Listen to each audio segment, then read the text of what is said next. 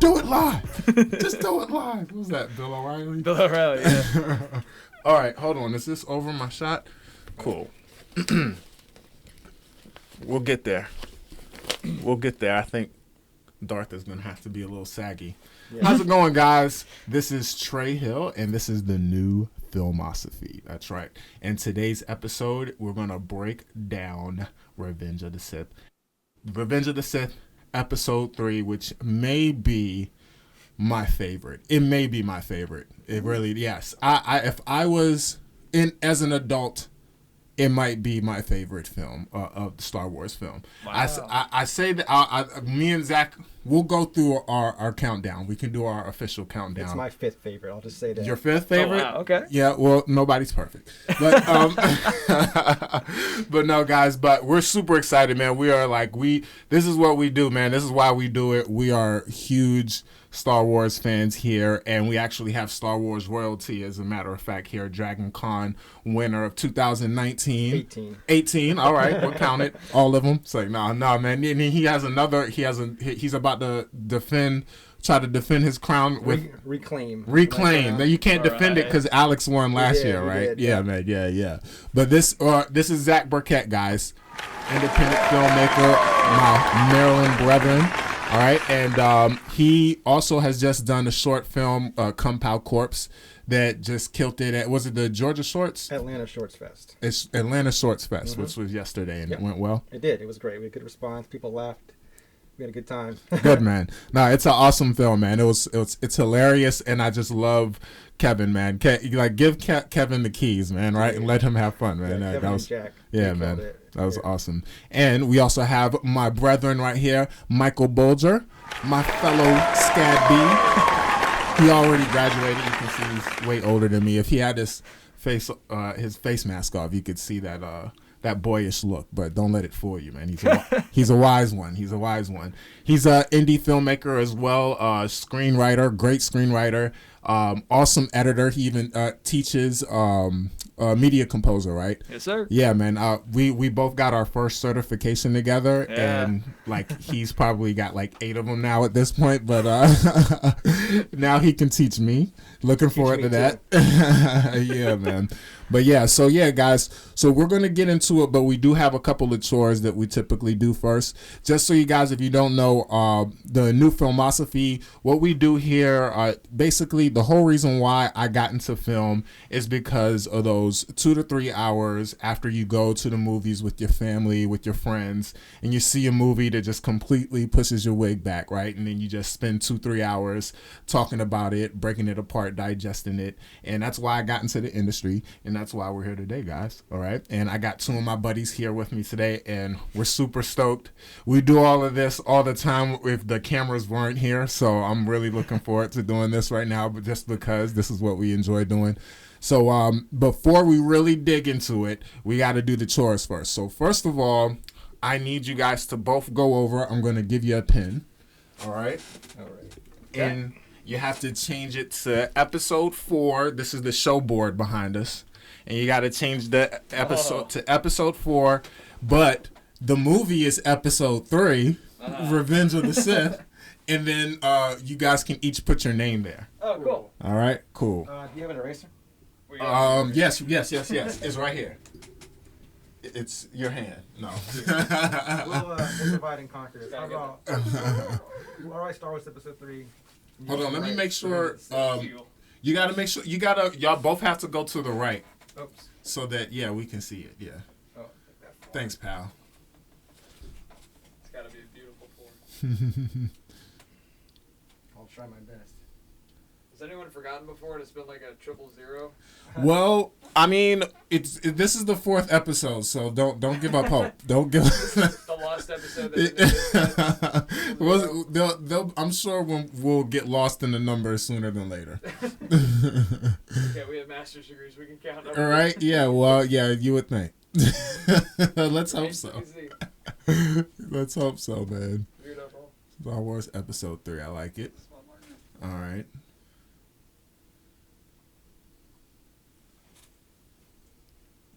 Very off center.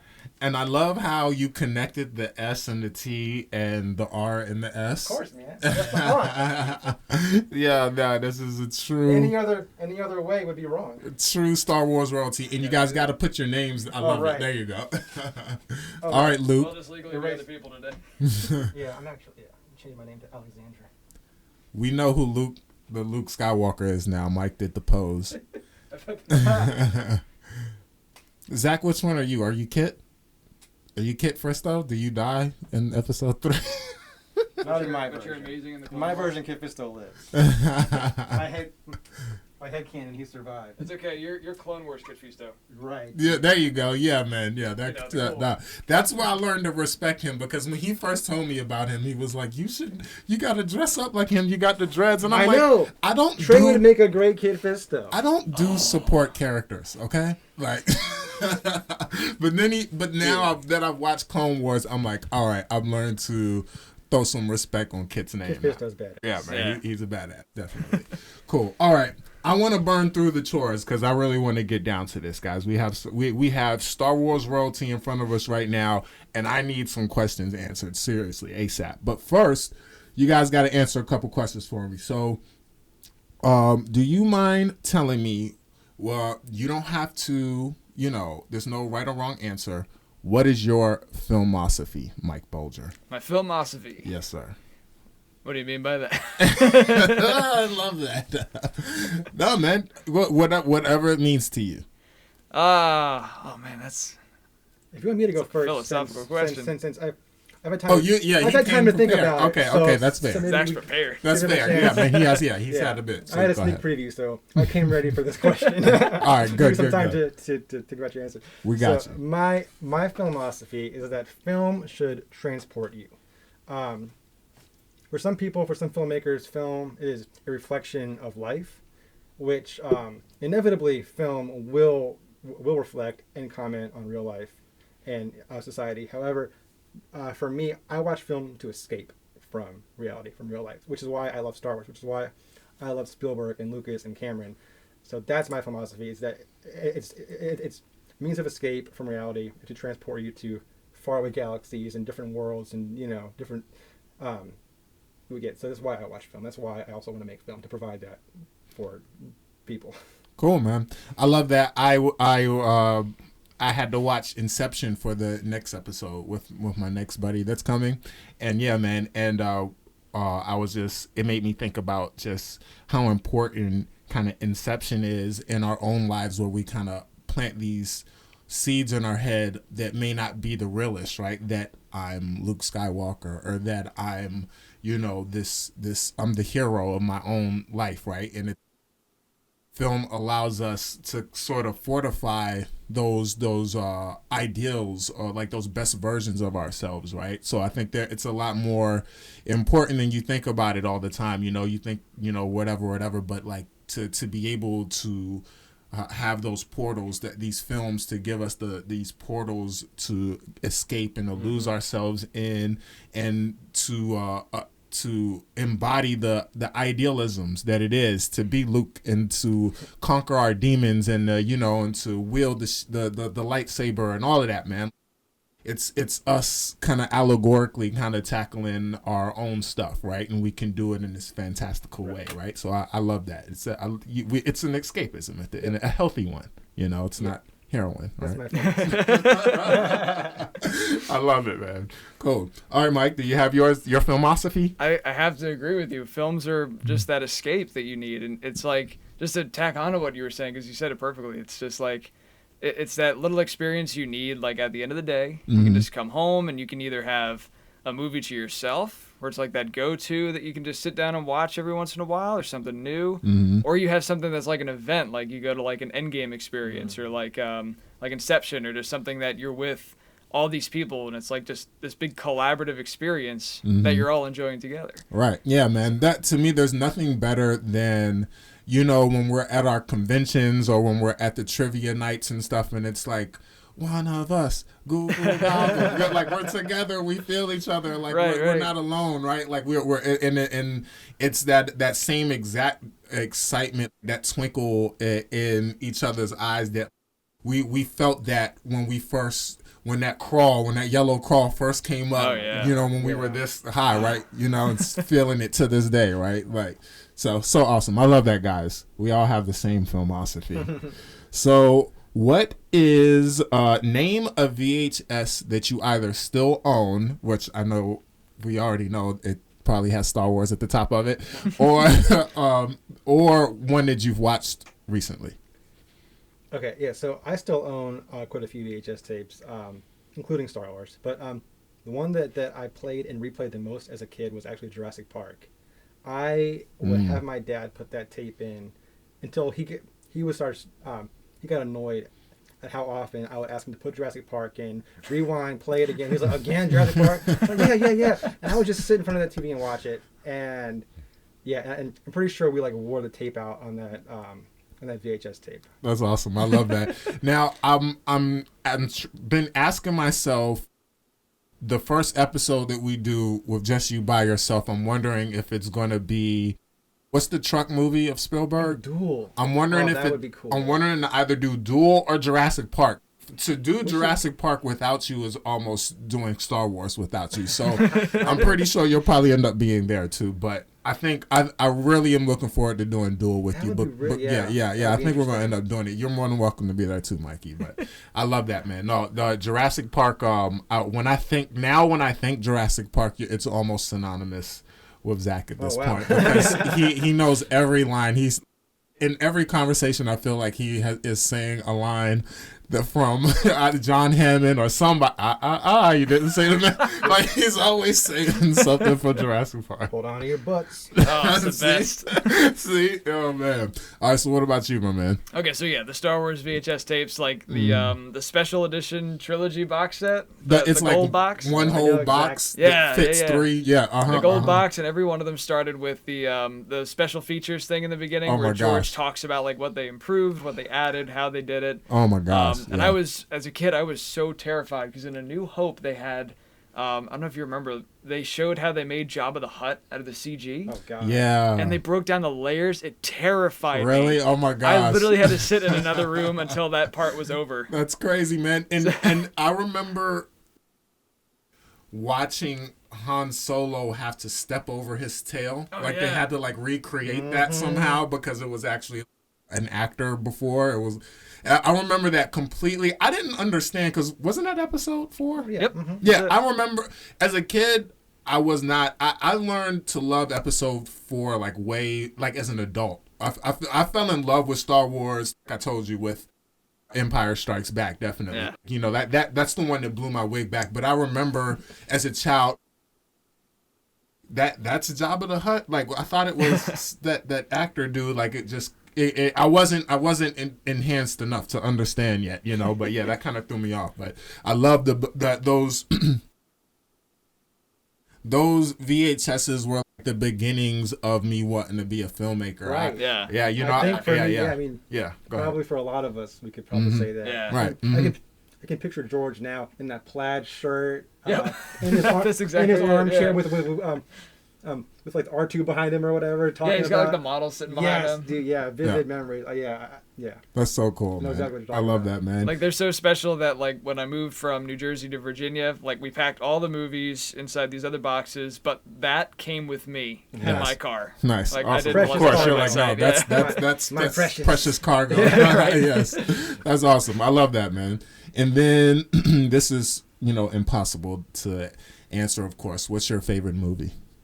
I mean, if I could just say Star Wars and have it encompass all Star Wars, I would say that. But if I had to pick one, I would say Return of the Jedi. That's deep. Return of the Jedi, that's the third one. I mean, it's the third one that was made. It's the sixth. You know what Return of the Jedi. Oh yeah, it's number 6. Episode yes, 6. my bad. Episode 6. Yes. Please don't please say it properly. I'm going to forget it definitely. All right, episode 6. I love it. And you, sir? I would have to say 5 if I'm going off of Star Wars things. I feel like a lazy question answer right now because it's Star Wars for all of them. Good. But if I'm going off brand, it's actually Inception. Nice. Oh wow, that's beautiful, man. Inception. Yeah, man. Well, if you want to hang out a little longer, Reef will be here. He'll probably be here as we're wrapping up. So if you want to hang out with his episode too, you're more than welcome. Cool. Nah, that's dope. I think Chris Nolan. Who else are they trusting to just start IP from the ground up. He's able to. They give him the keys to do these fantastical things, you know, and he seems to always hit with it, right? So I love him so much for that. And then yeah, man, Empire Strikes Back, man. I mean, for me, that was when I first fell in love with Star Wars. I can remember watching that with my Uncle Michael at his house and being like, whoa, what is this? This is the greatest thing ever. So that's cool, man. Empire is objectively the best Star Wars film. I would definitely agree with that. My personal favorite subjectively is Jedi. Oh, that's fair. It started as my favorite, actually. Like, growing up, like, the second Death Star run, like with the Millennium Falcon being driven by Lando, it was like, man. The epitome of world building for me. It's like all these elements getting scrambled and working. Right. Yes. So, yes. It's exciting. Exactly. Yeah, man. So beautiful. Handle, buddy, don't let me down. It's so much fun, man. You know, and that's what it's all about, man. Just like the camaraderie around them all. I love which episode is it like? How's it going? You know, same as usual. Wait, do you remember that episode? It was like between Han Solo. Was that? We're all fine here now. Oh yeah. Well, it was at Jabba's palace, right? Right. Yeah. Oh. It's like, how's it going? Same as always. That bad, huh? Yeah. Exactly. Yeah. I love Yes, that. You know, yes. that's the banter. That's epic Star Wars banter to me. For all of the horrible romantic dialogue, there is some awesome just camaraderie banter that's just just everything. I mean, George didn't write Empire and Jedi, so that's probably why it was better dialogue. Dialogue is rough, man, which we know from our acting classes, right? It's rough, man. But at any event, let's get to the nitty. So we open up, and what the crawl is basically telling us is that Count Dooku and the Sith Lord that we don't know who it is yet is basically crushing the Republic. Like, they're winning, and they've actually, I guess Grievous has kidnapped Palpatine, who we don't know yet is indeed the Sith Lord. But we really do. Let's be honest. Spoiler alert. All right. And so now at this point, to me, this is Anakin in all of his Anakinness. Like, he is the best Jedi, the youngest, that's whooping butt. He's saving Obi-Wan's tail, and he just butchers Count Dooku like it's nothing. Yep. That's what the first act really kind of symbolizes to me in all of its kind of glory, right? Back to the crawl for just a brief second. I love how the opening word of the crawl is just war! Exclamation point. Right. Set the stage right into the action. You know? Violence. Yes. Right, exactly. When you guys were in theaters, did you guys remember watching that crawl going, man, this is the last Star Wars? I do. Yeah, I gotta take advantage of this title crawl, man. You're just sitting there like, I hope this never ends. Right, yeah, man. And the same eerie feeling that we just got this past year with Rise of Skywalker, right? Yeah. I remember that same exact feeling. I thought this back then, but now it really is, right? It was like 2011, right? Like, I was in 8th grade at the time. No, 5. Revenge of the Sith, you mean? What was that? Revenge of the Sith, yeah. 05. 05. Yeah, I was gonna say I thought it was closer to undergrad. Yeah, I was like 19. I was in 6th grade. Oh, you're right. Yeah. I was I 11. was in like 8th grade. Yeah, way back. I was 11 going on 12. Yeah, man. Quarantine's so cool. got my time all messed up. Judge free. Yeah, man. Yeah, all of us, man. All of us, our clocks are obliterated at this point. I love how Anakin was always a master pilot. From when he was a kid to this episode, it intros with him being an adult pilot, and then we even see it when he's like spinning out of control. As Darth Vader, he's spinning out of control, getting hit. What was that? Episode 5? 4. 4. Yeah, 4 is getting spun Death away Star by the runs, bloody. Right. Exactly. Yeah, man. Yes. He's still that little pod racer. Right. At the end of the day, he's and he's still that little pod racer. Little Annie hasn't changed. Right. No, man.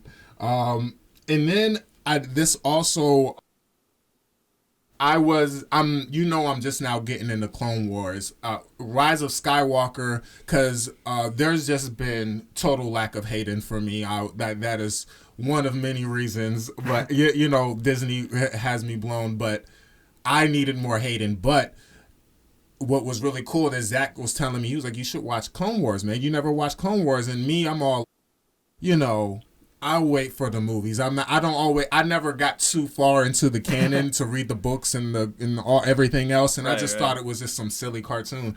But now that I've been watching it, I've kind of been getting my Anakin fix now, right? Yeah. You know, I love it. You know, and it's that whole cowboy Anakin of dealing with you know, the light and the dark versions of himself, because this is a tragedy. You know, the anti-hero we're watching. We saw the rise of Luke in, you know 4 through 6. This is sort of the fall of Anakin, right? And so it's we're seeing what I really loved so much. I feel like my favorite part of Star Wars might be just watching Anakin battle the good and the light within him, right? And how it's tugging at him because of fear, you know? Yeah. And I've always been, you know, stomping out fear. Like, I hate when I feel like I'm afraid of something, you know? It's when I feel like I gotta do it. When I feel like something is getting underneath me and I don't want to do it, to me, it's I start attacking it then, right? Like, with him, you kind of see how he battles it. And unfortunately, it's his undoing, man. You know, it's he's just hurting so bad, man. You know, the whiny teenager in him, it stems from all of this loss, right? From his mother and all this, in him being afraid of a future, you know, that, you know, with having this God complex, thinking that you can control the future because you're destined to be this whatever.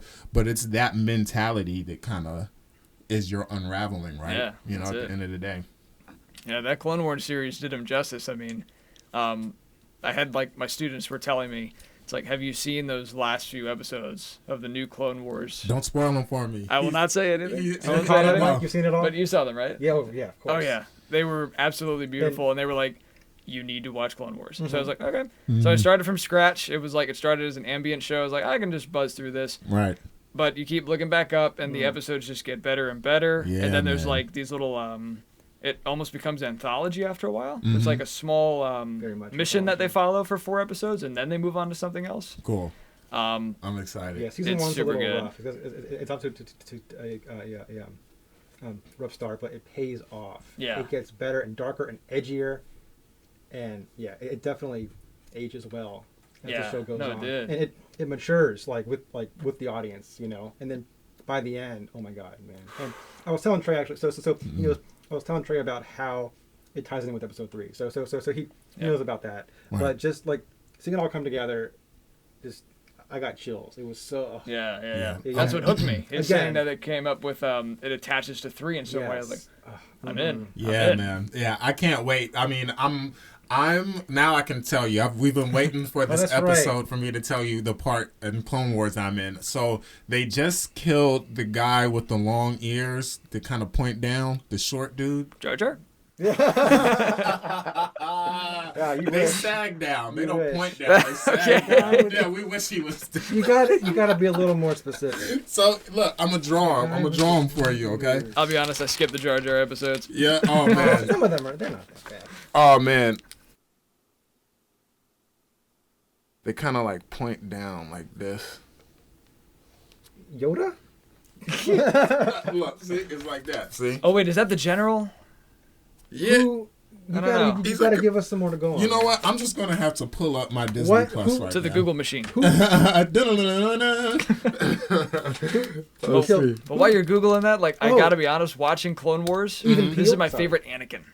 What's that? Yeah. This is my favorite Anakin. Yes, exactly, man. He's It's just like, he's relatable, he's fun, he's adventurous, but you can still see that there's things tugging at him. right. I believe the romance between him and Padme in this show. Right. Yeah, exactly. Yeah, man. I mean, I think it really is a lot of what I loved about Revenge of the Sith. I know who you mean.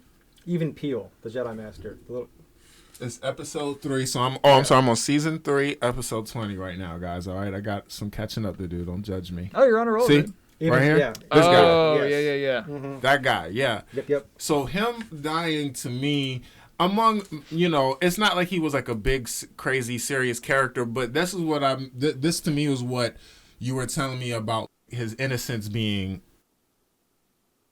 lost.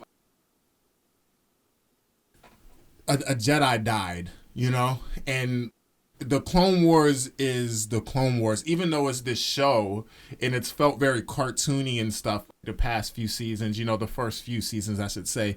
But people have been getting, you know, other people have died. But to me, the mission that they were on and the implications of everything, like it was a loss. Just everything just felt like a big loss, and them knowing that they're about things are impending to fail. Anakin just had his interaction with the father and the daughter and the son, and he chose not to stay there.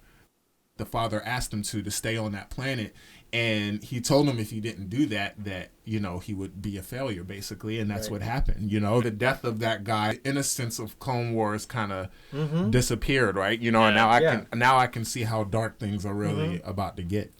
So that arc was a bit of a turning point. It was a turning point because even Peel, their mission was to rescue him. They ended up losing him in the process. Right. And also, he's a Jedi Master he was on the council in the film. So he's a film character that they killed off on the show, which is kind of a big deal. And I feel like his death just kind of upped the stakes. Right. Yeah, man. See, I'm glad. They don't always win the day. Right. I'm glad. That's war. You know, that's the reality of war. Yeah, that's what happens, right? The stakes are up now. Real people are dying. It's happening, right? So yeah, man. I'm glad, because that reassures me. You know, I don't know all the folklore, so what you reassured me that that was a movement. I definitely felt kind of innocence within the show kind of being lost. Yeah, that's a great point. Yeah, man. And I always am intrigued by this sort of chess game that the Sith versus the Jedi are kind of always using it. Even when you're watching them hand-to-hand combat, the move that you're watching, they thought about already, and they're thinking about 3-4 moves ahead, right? Yeah. And so if you think of that in terms of combat, just watching it on a larger scale of Darth Sidious versus Yoda, and how these are the best of the best in the galaxy duking it out, and you would think that there are, before it even gets three-dimensional and fists are going, there's this real cerebral thing happening, almost that would happen in politics, right? Where these important people up top are making chess moves that are going to get felt and going to lose lives all the way down here, right? And let me know if I'm wrong or what you guys think. So I'm thinking that at this point, Darth Sidious still being cloaked, you know, and people not realizing that he's posed as Senator Palpatine, and he's actually he's been infiltrating the Senate. So that he can end up becoming emperor. And at this point, the chess move that he is thinking, because Yoda isn't necessarily making the most decisive chess moves because he doesn't even know he's in a war, even though they're in a war. But, you know, just Yoda Jedis are very monk-like. They're not thinking offensively. So it's not really thinking the most decisively like a war general would, right? So no knock at him. But I guess right now, what's really the loss, what's about to destroy the Jedi amongst their naivete of the situation is Darth Sidious now is about to basically pull his final move, his death blow, where he knows that his relationship with Anakin is in a decent place for him to kind of tug those emotions so that he's the final move, but he's going to go ahead, have it. He knows that the Jedi are going to come and save him, right? And when they come and save him, Anakin is going to kill Dooku. He already knew that. And so he knew that move in itself was going to make Anakin go closer to understanding what the power of anger and passion is. Is this kind of what the overarching move is above all of this, do you think? That's kind of the thing that kind of makes him beat the Jedi, right? Yeah, I mean, Darth Sidious / Palpatine is one of the greatest evil masterminds in all of fiction, in all of film, and all of literature, everything. He's a genius. He's an evil genius. His plan was so intricate and so long term and so well plotted out. And he's the ultimate chess master. He's a puppet master. Everybody, I mean, so he was playing both sides of the war. The Jedi, the Sith, the Republic, the Separatists, they were all his pawns on this chessboard. That's crazy, and man. He was playing the whole board, and he controlled the outcome. He controlled everything. Is it convenient, or did he really? Are we just supposed to believe that because they said it, or did we watch this? Did we watch him just? Is he really just this mastermind, or is it all just convenient that he's just the puppet master? What did we watch? To see this utter and complete manipulation, right? Oh yeah, you can see it behind the scenes, like both in the prequel trilogy and in Clone Wars. You see like him just making slight movements. He's not putting giant things into place. He's just kind of manipulating one thing at a time, taking his time, using the war as like a good distraction to do, his actual agenda.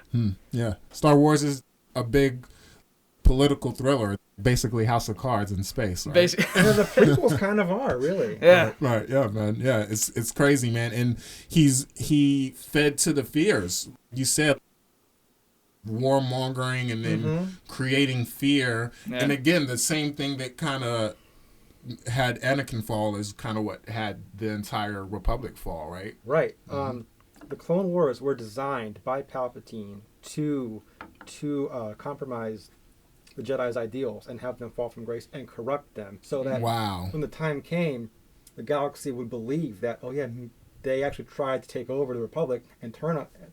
So he sowed all this kind of anti-Jedi sentiment through the war by dragging them down, kind of like in Dark Knight. Right. How man. The Joker dragged Harvey Dent down, to the depths or whatever, and corrupted him. It's the same kind of thing was going on, where he was casting the Jedi as warmongers, as hypocrites, whatever, so that the people would believe him when he said he tried to seize control, and then he could swoop in, and create the empire. And what Padme says, liberty dies with a round of applause. Yeah. Right? Isn't that crazy? Because he was just so manipulative, and it's happened so much before in the past with war generals end up, becoming evil dictators, right? But was this destiny? Why couldn't they have?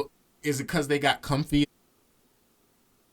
Did Yoda fail? Yoda said he failed, right? At the end, right? Yeah. So Yoda failed. Did this why all this happened? The Jedi effed up, right? They got too comfy? I don't know. Or was this just, is this the balance? Is did it need to happen? Because the sun needs the moon, right? Just like the moon needs is that just the way it is, or did they fail, I mean, that's a whole philosophical debate. And I don't think there's a right answer. But I mean, you could argue, like in Last Jedi, Luke argues that the Jedi need to end because their legacy is failure. Which, I mean, you could look at it, either way, really. And I'm sorry, not to cut you off, but see, we watching the movies, we love the Jedi, but this actual galaxy, because the Empire succeeded, I mean, the Jedi are war criminals. The propaganda worked, right? They're losers, right? They're in this galaxy, right? That's how it kind of feels in 4 through 6. Is not, and even in the Disney ones, nobody. Why wouldn't you believe in space wizards? Right. If people are saying that these people are out here, it must be because the propaganda worked, right? They must not look the best to that world, right? If you were a citizen within this world, the Empire has probably made them look like very similar to how Hitler used propaganda to make Jews look bad, right? They created all of the conspiracy theories and stuff to make them look like they were doing what he was doing, right? I feel like in a way that's kind of what Sidious did to the Jedis. and kind of gave them a bad rep, right? I would like to know, how did he get manipulation? How what happened with Order 66? Why did he have so much control over the clones? I thought that's a 4D, good question. That's some 4D chess. Oh, you're about to find? I'm gonna find out. Man, that is some 4D chess, man. That's Season 6 of the Clone Wars. All right, I'm sorry, guys. I gotta catch up then, damn, because I'm like, that to me has been such a reach. I'm sorry. I want to just say, yeah, Darth Sidious is just a mastermind, but Disney bringing him back has really made me a lot more of a pessimist about him. I'm like, what is so awesome about him? Why is he just able to? Because do you think that it kind of undoes Anakin's story? How did he how was he the balance anymore if Sidious was alive the whole time? I can't speak to his inexplicable return in Rise of Skywalker, but as far as his original plan, I got billions of reasons. as far as his original plan, all your questions will be answered. Yeah, really, it was all part of his plan all along. Okay. Yeah. Both of our feet are tapping. We're like, you're like, I appreciate it, guys. All right, we'll change the subject. I'm sorry, guys. We'll get into it next episode then. All right. I am the Star Jedi, and I'm doing my thing, and I'm in love with Natalie Portman, and she tells me that she's pregnant, and I'm having these crazy dreams, and I want to save her. What was he supposed to do? He went to Yoda. He was like, man, I'm having these crazy dreams, man. And Yoda's just like, don't love. Get over it. And I it's in these moments I sympathize with him the most. He's just gone through so much. I want to love, right? I want to live a full life. And actually, when I go off on my instincts, I've saved Obi-Wan, I've killed Count Dooku, I've done a lot of dope stuff when I use my instincts. But whenever I come to you guys, you're blowing my high. You're telling me I can't. I'm part of the Senate, but you can't be a part of the Senate, and you can monitor Palpatine, but no, you can't. That's how they kind of gave space for Palpatine to kind of be that father figure for him, because they're like, oh, Jedi won't let me do this, and he's like, that's all right. He's the cool the cool stepfather. You can do it. Honestly, yeah. It's fine, right? I kind of sympathize for him at first, because don't you want to love? But I guess you're a Jedi. You're not. It's like the church. You can't do it now. Yeah, I mean, that was one of the things in me and Brandon Pridgett were watching this recently again, and we were listening to Yoda talk to him, and he's just like, a fear of loss is a path to the dark side. And Brandon and I just looked at each other like, what isn't a path to the dark side at this point? Right, yeah, man. Kind of everything is, right? Yeah. Just joy, just enjoying things, right? I think that when it's almost very similar to being a parent. Don't go outside. Don't, talk to girls. Don't talk to strangers. Don't drive. Don't do drugs. And you're doing that so that they live safely and they no harm happens to them. But then they don't live. They get stifled. And actually, that love that you're distributing to them is going to actually come back to you in the form of hate. Because you're stifling them, and these are the natural things that people are so. There needs to be a yin and a yang. There needs to be a balance to people. It can't all be controlled, right? So maybe, I don't know if there was a world where Anakin didn't go all the way off on the deep end, but maybe if they did trust him a little bit, man. Maybe if they did let him be, because it was war, and he was their number one. He was kicking butt. Like, he was like their number one general. He was saving Obi. He told them he had inside access to the Sith Lord. He told you that. Take advantage of that, right? Don't just hold on.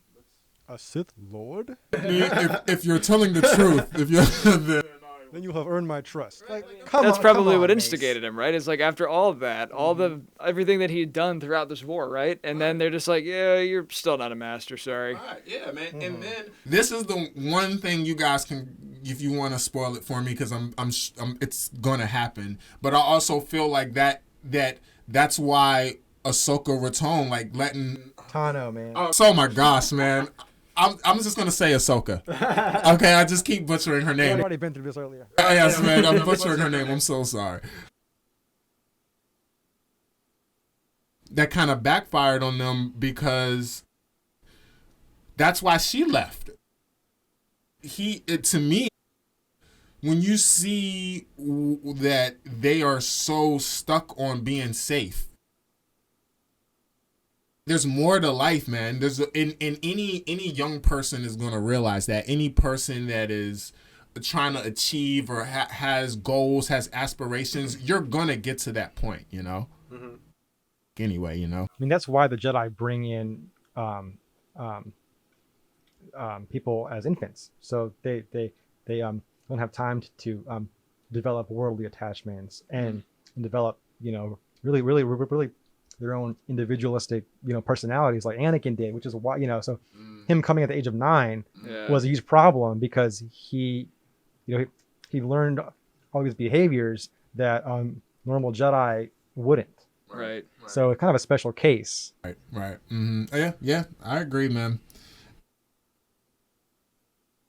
You remember when Obi was on the ground and Palpatine was like, "Come on, let's go, Anakin," and he was like, "No, his fate will align with us." Yeah.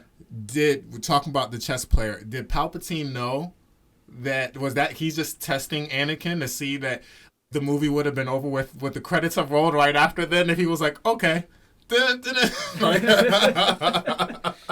you know, or did Palpatine know that, you know, he was going to go back and get him? I think that was like part of the arc of their dynamic throughout that film. It's just like, okay, where do we stand on this right now? It's like, no, I'm still going to defend the Jedi. I'm still very much 100% Jedi.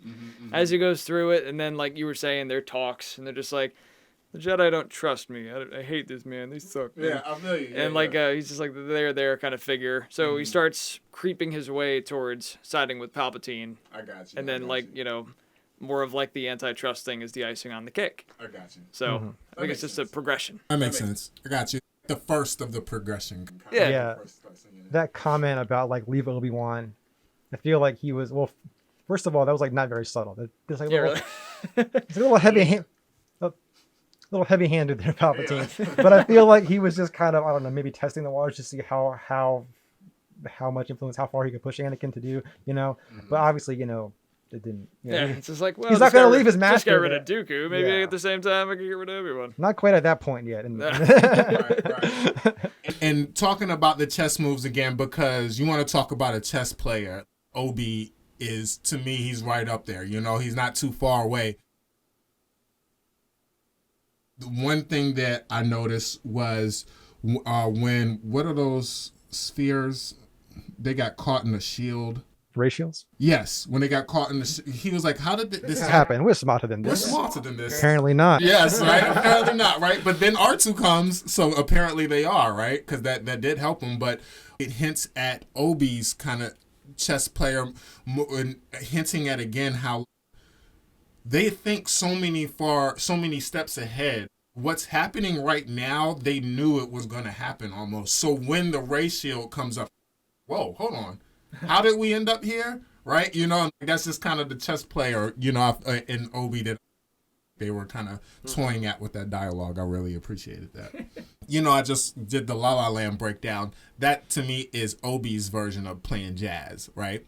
I think that that's why he likes Anakin too, because you know, Qui-Gon, of course, was who trained him, and Qui-Gon was never on the council. He never wanted to be on the council because he was kind of a rogue in himself, right? And I think that is the Jedi council does not leave room for jazz, but as rigid as Obi is, I feel like he perfectly executes improv, where Anakin probably is a little overhanded with it, and that's his fall. Obi, he has the emotional maturity to just do it at the perfect times. Like, he's always by the book until he's not. And then, you know, I think that's what saves him too. Yes, exactly. Yeah. Exactly, yeah. For example, when he shoots Grievous with his own blaster, he kind of had to think outside the box on that one. So uncivilized. Not a typical thing, right? Yeah, a little unorthodox, but he got the job done. Yes, man. And I love, that is just such a famous scene, him and Grievous fight. It's just so epic, man. And I think that fight scene just so perfectly embodies who Obi is, Yeah. and him destroying Grievous is just so poetic. Obi, everybody is the best in their own, but what's so awesome about Obi, you didn't get to see it in 4 through 6, but and you really never really get to see it here because he's overshadowed by Anakin's greatness. But Obi does what he's supposed to do. Obi has goals. Obi executes them. Now, don't get me wrong. Anakin saves his butt a lot of the time, right? But he also trains Anakin, and I just think that out of the entire universe, Obi got it right. He does. He wins. He doesn't really fail his missions. Even when Darth Vader finally killed him, he let him kill him. Obi never really fails, and I just think it just shows just how awesome he really is. Yeah, that was like the last improv move. It's like, all right, That's so I'm true. not gonna make it out here with this, but Right. Yeah, that's perfect. I love that. Yeah, exactly. Yeah, I can still make it out of here and be with Luke. So Right. Exactly. Yeah, man. I'll just force Skype him or something. Right. And I also found out something really interesting in going in one of my YouTube rabbit holes when they're talking about yeah, I know, right? When they talk about Force Ghost, because again, my Hayden Christensen fix was not satisfied in Rise of Skywalker, so, and we had all just saw Avengers Endgame, how all the Avengers assimilated, and it was just like, it was just like years of satisfaction all in one shot. Yes. I wanted that. I wanted to see all the Force Ghosts come out, and a really good explanation that I saw on YouTube was that the Force Ghosts are most powerful around life, planets with life. Mm-hmm. If you think about when the Force Ghosts are the strongest, they're only the strongest when they're on Mortis. Yes, on Mortis. They were on Endor. They were all there. Yes. Dagobah. Yes, there you go. exactly. Yeah. Thank you, man. I'm at a loss of words. Thank you, guys. Y'all are killing it. Y'all are killing it, man. That's why it kind of makes sense why they could only be voices in that moment. They've done everything at this point. Like they've grabbed lightsabers. They've even Obi-Wan even brushed past some vines when he walked up to Luke Skywalker in the episode. So they've manipulated the 3-dimensional realm, right? So why not in this moment where, Adam Driver and Daisy are on the ropes, why not all the Force Ghosts just come and just kick the shit out of the Darth Sidious at this point, right? But it's just the lifeless area. So I guess, so I'm like, okay. There's always somebody that'll satisfy your little itches if you go far enough in the YouTube hole. Yeah. Not to get too technical either, but I also don't know for a fact whether any other Jedi besides Yoda, Anakin, and Obi-Wan have actually learned And Qui-Gon. And Qui-Gon, and I guess Luke, have actually learned the ability to physically manifest. Okay, so technically, that's something specifically that Qui-Gon Jinn came to Yoda about in which episode when he was meditating? Yeah, in episode 3. Right, in episode 3 he was meditating, and then Yoda said I got training for you at the end of episode 3, so he would have learned. How did Anakin learn? He's a natural. Anakin. He's the chosen one. The chosen one, man. I mean, for him it just happened instantly, which is interesting, but I mean, it could be because who he is, because he is.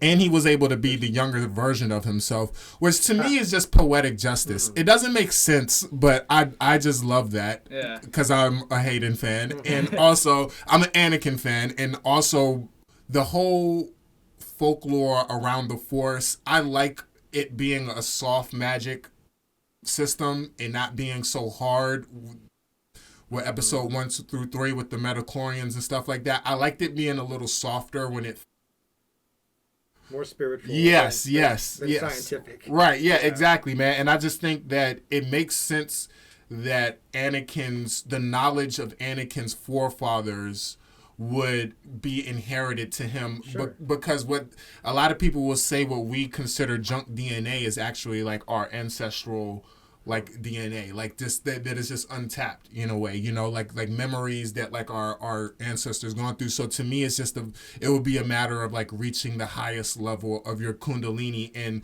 wouldn't you do that kind of if you were saved by your son and then you died? Then like you would kind of reach like that next, especially if you're the chosen one, right? He lived this perfectly balanced life that no other Jedi or no other Sith can ever say. In a way, he lived the balance. Yeah. More than any Jedi or Sith, anybody that's ever lived. That's a great point. Half his life was spent in light, half his life was spent in darkness. Right. I never even thought about it like that. He is the balance. Right, And he eventually restored the balance. Right, exactly, yeah, man. And so I'm going to always cheerlead Annie. I love Annie, man. My man Mace, okay? Oh, gosh, don't get me started on Mace. You gotta put some respect. Yes, we have some issues, Mike, all right? Because he's gotta put some respect on Mace's name. This is the thing. First of all, Yoda is a Yoda, okay? And Darth Sidious is some burnt up weird wizard man. Mace Windu is a human, all right? He's flawed. He's a human. He is the second fiddle to Yoda. He's the most powerful human in the galaxy. How about that, ladies and gentlemen? Let's give it up for Mace Windu. Mace Windu would have kicked Darth Sidious's ass as he was doing ever so nicely before Anakin's old emotional ass want to come through and cut hands off, bro. I'm trying to exact justice here, man. Why are you cutting me out? Why are you messing with me? He was the snake on the plane, man. He was the snake on the motherfucking plane, all right? If we got to get these snakes off this motherfucking plane, Annie. I have had it with these motherfucking Sith in this motherfucking Senate. He done had it, man. Just so you know, these guys are just editing out their own bleeps. That's actually not post. They're doing it themselves. Yeah, man. I'm saving you some Well work. done. We're dorks. I'm all about my energy, man. I'm all about my energy. If it feels right, I'll give a nice punctuated cuss word, but I try to stay away. I would love to see the fight between the Emperor and Mace without the Emperor kind of foreseeing that Anakin's going to come step me. He's like, let's face it, he's coming to get me. And I have heard these blasphemous rumors that I refuse to listen to, but do kind of make sense, that Darth Sidious was playing with him because he knew he needed to get Anakin. That was his final chess move. But that does not support my argument, so stop saying it. See, we can talk what ifs all day. I mean, that's not how it happened. I think Sidious would have won. He had the upper hand. He was playing defenseless old man, whatever. Nope. But Dude, no. Zach, he wasn't. My problem with Mace isn't even about that fight. I don't care. I mean, that fight happened the way it happened. That's done. My problem with Mace is that he's a terrible Jedi. Dog, what do you mean? He's the greatest Jedi. Please. What you talking about, Willis? What you talking about, Zach? I love Samuel Jackson. But Mace Windu embodies everything that was wrong with the Jedi. Oh yeah? Yeah. Oh really?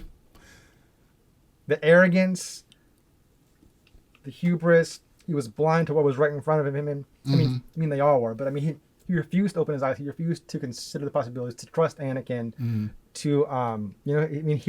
He was cocky. He was arrogant. Okay. And I think I hold him partially responsible also for Anakin's downfall as well. How could you? You know what? All right, I'm going to tell you something, all right? Go ahead. I'm going to tell you something, okay? The great and powerful Michael Jackson did not do the moonwalk, okay? Pass these barriers for you to bring us back to this horrible hatred that you have for Mace Windu, okay? This was done for pop culture. Mace Windu died for pop culture, okay? To bring us the greatest villain of all time, okay? When did Anakin become the most powerful? When did Darth Sidious win? It was not until the man died. Okay? It was not until the man died. Yes, Mace Windu, sometimes he would go over to Yoda and he'd be like, this is looking kind of crazy. What you thinking, bro? And Yoda's like, crazy it is, Mace. You're right. And then Mace would go and clap up, man. And his style, I went even deeper. I went in deeper on his fighting style. Check this out. His fighting style, he was such a powerful Jedi Knight. He was the most powerful warrior that they had. By far, the reason why he was able to whoop up on Darth Sidious is because he was so emotionally mature that he was able to master a level of lightsaber training that was that of the Sith. So, but he could check out. You dig? Because most Jedis, most people, if you get into that blind rage like Anakin, then you can't get out of it. You can't escape it. But when he gets into battle mode, he was able to deflect the lightning and all of that, and it was all because with the lightsaber, because Yoda is on next level. He could do it with his bare hands. That's because he's Yoda. That's some next level stuff. But when you're green, you're just you're the Hulk. You're Green Lantern. You can do whatever the hell you want when you're green. But Kermit the Frog. Yeah, Kermit the you can, you know what I'm saying? You can impregnate pigs. You can do anything. So that took a turn. But Mace, in all of his maceness, okay, he was able to master his fear, all right, and inflict it on an MNFer whenever need be, and that is why Mace. It's just the writing's on the wall all the time. Whenever he's there, he's clearly the baddest MNFer in the galaxy. Put respect on the name. It's also written on his lightsaber. Just for the record. It's engraved. BMF, right? He told George Lucas that's what he wanted. You actually told me that. I didn't know. He wanted a purple blade, and that was all Samuel L. Jackson's call. Right? Yeah, man. Which I thought was pretty funny because George was like, "No, we're not going to do that," and he's like, "Okay." All right, cool. And then they come back later on. He's like, "All right, so we were able to do something." I love it, man. I think it was like a little bit of both worlds of what you're saying during that fight in Episode 3. Because he walks in, Palpatine thinks he can just take down everybody and maybe hold Mace at bay. Mm-hmm. But then partially through this battle, he's like, "Oh crap! Actually, I may have bitten off a little bit more than I can chew here." Yeah, whoa. And unfortunately, in that scene, R.I.P. to the brother. My man, Kit Fisto. Rest in peace. Got 2 swipes bells for Kit. Oh my gosh. Very unceremoniously checked out. He lasted longer than the other two. That's true. He put up a fight. He actually put up a fight. He lasted about 10 seconds longer than those other two. Worst Jedi. They went down. They were. If you pause the screen, actually, when Palpatine leaps up and stabs the first one, Aegon Kolar, if you pause at the moment of penetration, for lack of a better word, he's looking over his shoulder behind him. He's not even looking at. So he cheap shotted him. He's not even paying attention. Oh wow, he cheap shotted him. Get your head in the game, man. Right. And I actually, that makes sense because I do believe that there's a lot of poetry that's happening there that it's happening very quick. And it's very unceremonious, but it's there. Yeah, so they have a slow motion moment of them reacting like, right. Every single one's got one. Right. Mm-hmm. So it's a small ceremony for each one of them. And also, I guess it's supposed to just show just how awesome Darth Sidious is. The fact that he's just mowing down the Jedi best of the best. Right, yeah. So I get how it shows all his awesomeness, but that was what 1 through 3... Its main objective was to make the lightsaber battles better. That was their number one job, and they did a great job for the most part. But that was the one scene where I don't know if it's because of Darth Sidious, the actor's age or whatever, or maybe because of all the prosthetics or something. I don't know. That fight should, or maybe because the length of it was getting a bit longer too. Maybe they were thinking about that, but there could have been, I feel like, so much more shown in that battle to show who these people were, right? To extend on that, that would have been a great use of Kit Fisto. It's like, okay, the other two, fine, they're done. Right. You can have Mace and Kit versus Palpatine, so you can really get an establishment of like how powerful this guy actually is. Right. Yes, man. And then, but actually, you just made me change my mind, because then that would have made it look like Mace had an equal, because he did it clearly, because he's the greatest. So, Kit's gonna go down first. I mean, you have that's Anakin's moment. Like he's got to choose one or the other. He's not gonna be like, well, these two are winning, so. Right. So let me, or Anakin could have killed Fit. Maybe. Or Kit, sorry. Yeah. Oh, I see what Now, you're like, whoa. A four-way battle. Oh. Yeah, right? You know, well. I don't want to think about that. Yeah, man. Can you imagine, though, for a second, though, like Palpatine and Anakin back-to-back for a minute? Oh, just the visual of that. Man. To see, like, them do that for the first time, and then, like. Oh, my God. That's the endgame Portals moment, because you know that's the rest of the franchise. Yes, that's it. That would have been something. That would have been on people's, like, screensavers for all eternity, right? And then you would have saw the purple lightsaber over here and the green lightsaber over here. And then they come back in. My gosh. Little dolly to know, like, what? Ooh, let's do it. Oh, man. We're going to make a fan film now. Yeah, man. Oh, my gosh. That's epic. Trey's going to play Kit Fisto. Yes, I'll do it. I got to do it for that, man. I got to do it. But those prosthetics will get rid of my gorgeous face, but I do what I must. You will try. To close the case on Mace Windu, I respect his fighting prowess. No, he's a badass. He's a powerful, incredible warrior. It's his judgment that I question, not his fighting, not his fighting. And it's my judgment of you that I question now because of that horrible, blasphemous. This is the bottom line on Mace Windu. Okay, here's the bottom line, right here. Baddest MFer. Galaxy. In the galaxy, bald head with the ears. There it is, right there, y'all. Right there. You guys know what happened to Mace, though, right? He went out the window. Shots fired. It's been years since the movie came out. I've never ever heard. He's been waiting to say that one for years. It's so He's obvious. Darth Sidious. He planned this. He planned this. He knew he would meet me in Atlanta, and I would start a podcast, and he would have the moment right here to say that blasphemous line right here to everybody on YouTube. You, my friend, are the secret Sith Lord. Getting emergency powers is editing for you. And he's my editor on all my shorts. Oh my gosh. I will build a grand feature film for Trey. Everything is proceeding as I have foreseen. See? I knew it. No, I saw that in a meme. Oh, As man. we all did. That's fantastic. As we all did. I did not see that. That's wonderful. Yeah, man. So we talk about how bad the romance dialogue gets. Let's see. No, it's me that loves you.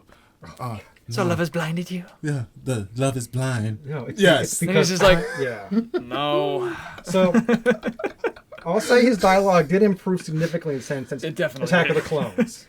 I hate standing. Nothing was as bad as you're in my very soul, tormenting me. Oh my gosh. So it was a step up. It was definitely, yeah. But it was still your cheesy George Lucas romance dialogue that he just can't write. It was rough.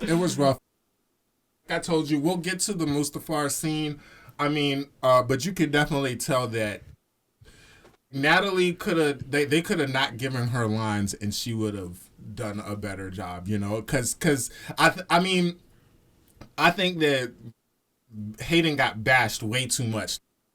I thought he was a great Anakin. I loved his performance.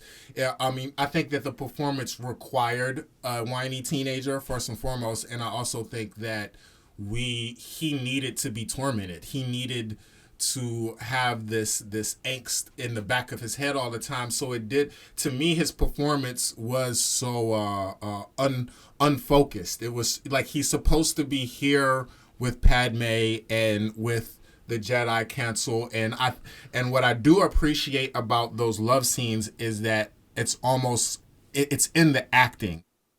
I see Padme wanting I see Padme wanting to love him, but knowing that it's wrong. And I see him loving her, but having this anger that he can't explain in him.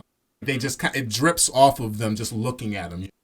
Even though we can judge the romantic lines, I mean, it's there, man. They did the best they could with the lines they had. Yeah, man. Yeah, and I think they had good chemistry. I don't even think that it was bad chemistry between the actor and the actress. I really do think it's shrouded in the weird dialogue, and it's there.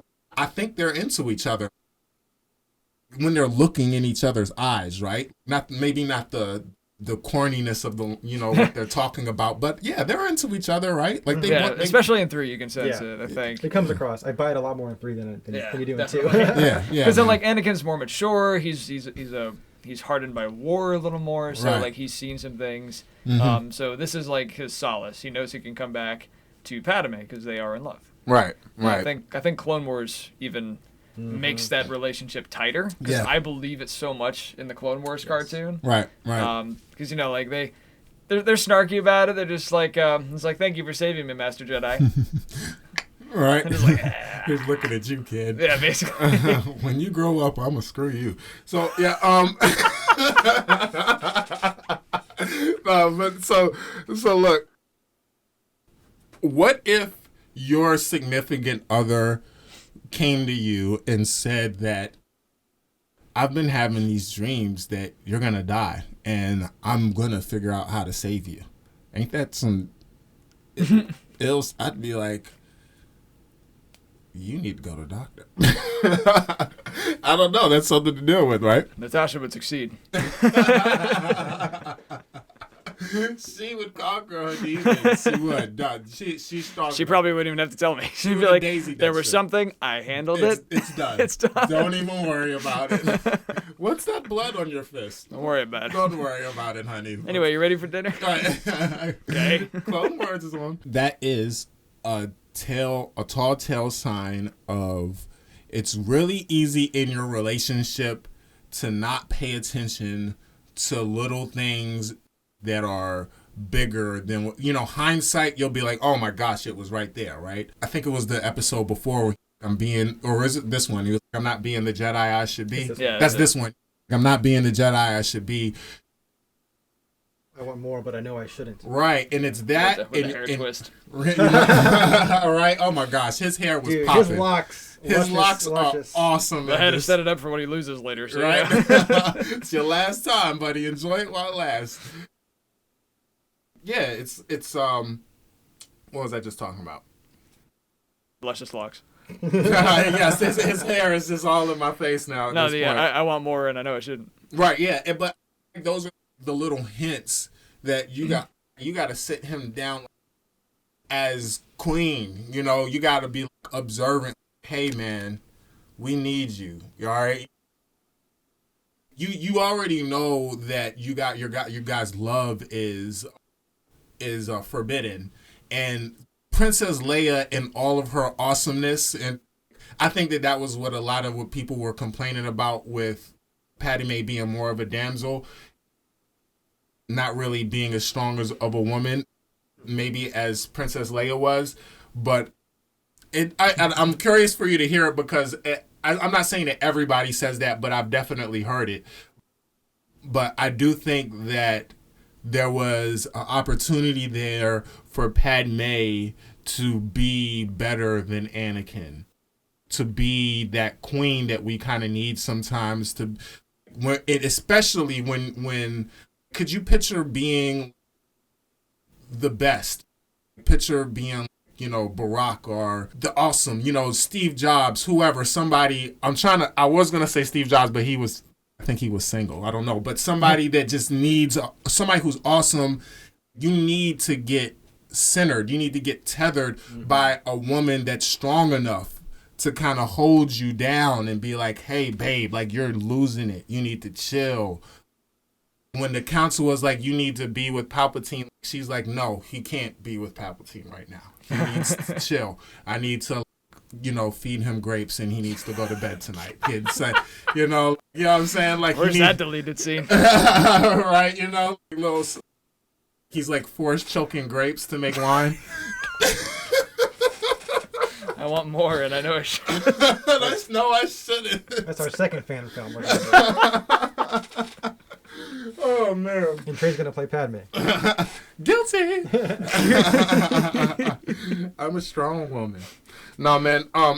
So a couple of cool facts. So I always align again because I enjoy the spirituality of it all, and I definitely see Luke as the story of Christ, and Anakin is the story of Satan, right?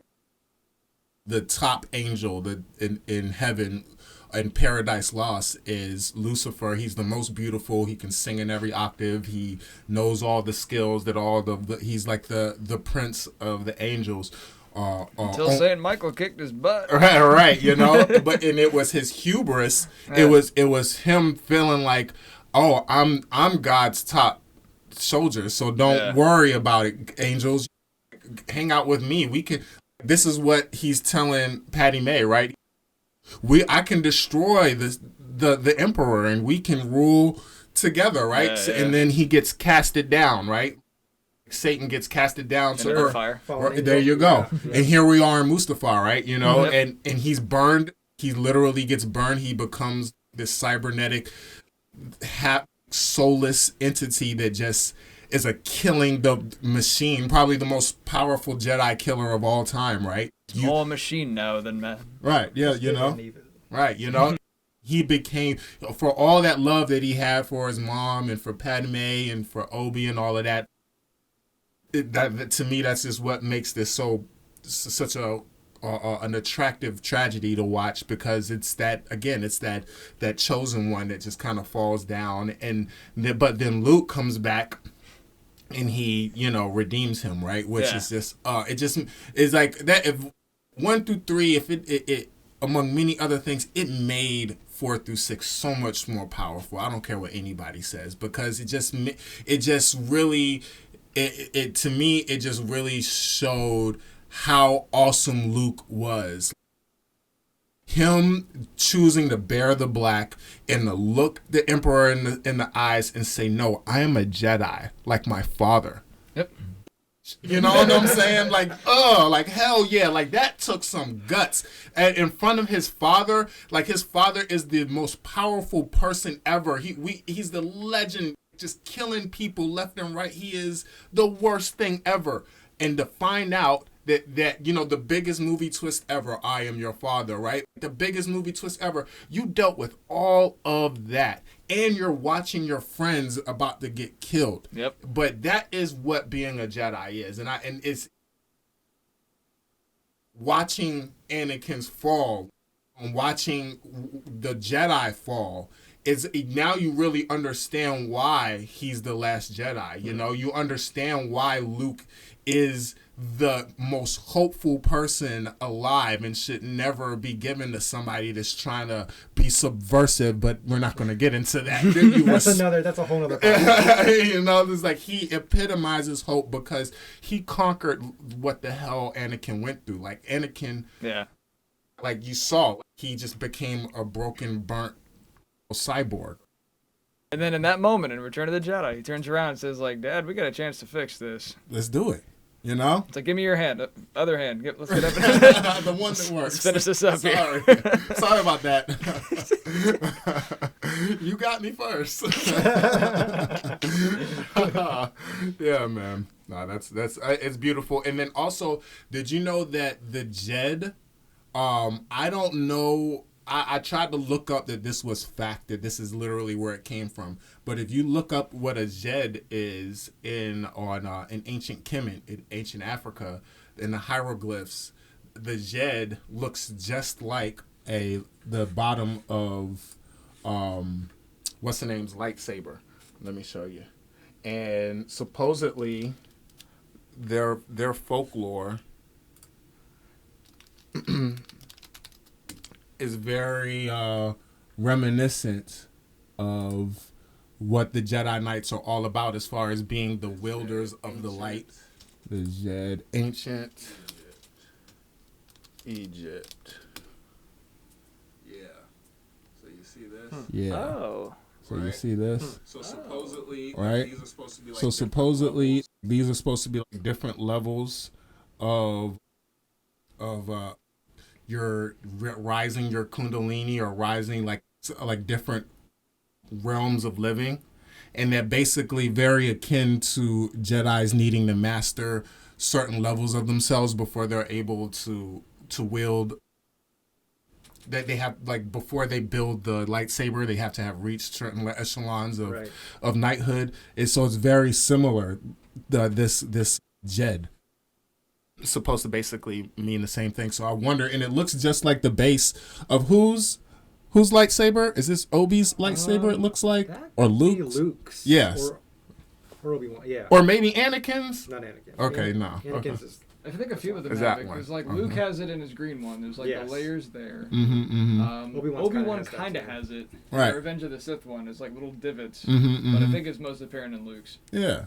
So I thought that was That's cool. interesting. I just think that because I always use spirituality, like I use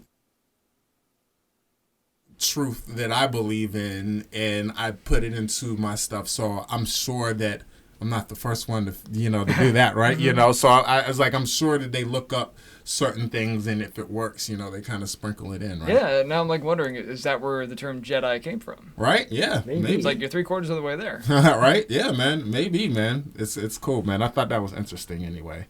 I know Lucas drew heavily on Buddhism and like Taoism, for the Jedi and the Force, right. It was like rooted in kind of like, Confucian philosophy and stuff like that. Yeah. So yeah, he definitely was pulling from like, ancient faiths and different cultures and things. So yeah, it's very possible. Yeah, and I think that polytheism, a lot of the ancient Eastern mysticism, African folklore, Native American spirituality, I think it all is kind of rooted on this very ethereal, kind of cyclical thing of being one with nature and kind of balancing yourself out with nature and, for lack of a better term, human things, human manipulation, kind of finding that balance in between it. But maybe that's what all religion is, right? That's what we're all kind of trying to figure out in a way, right? Yeah.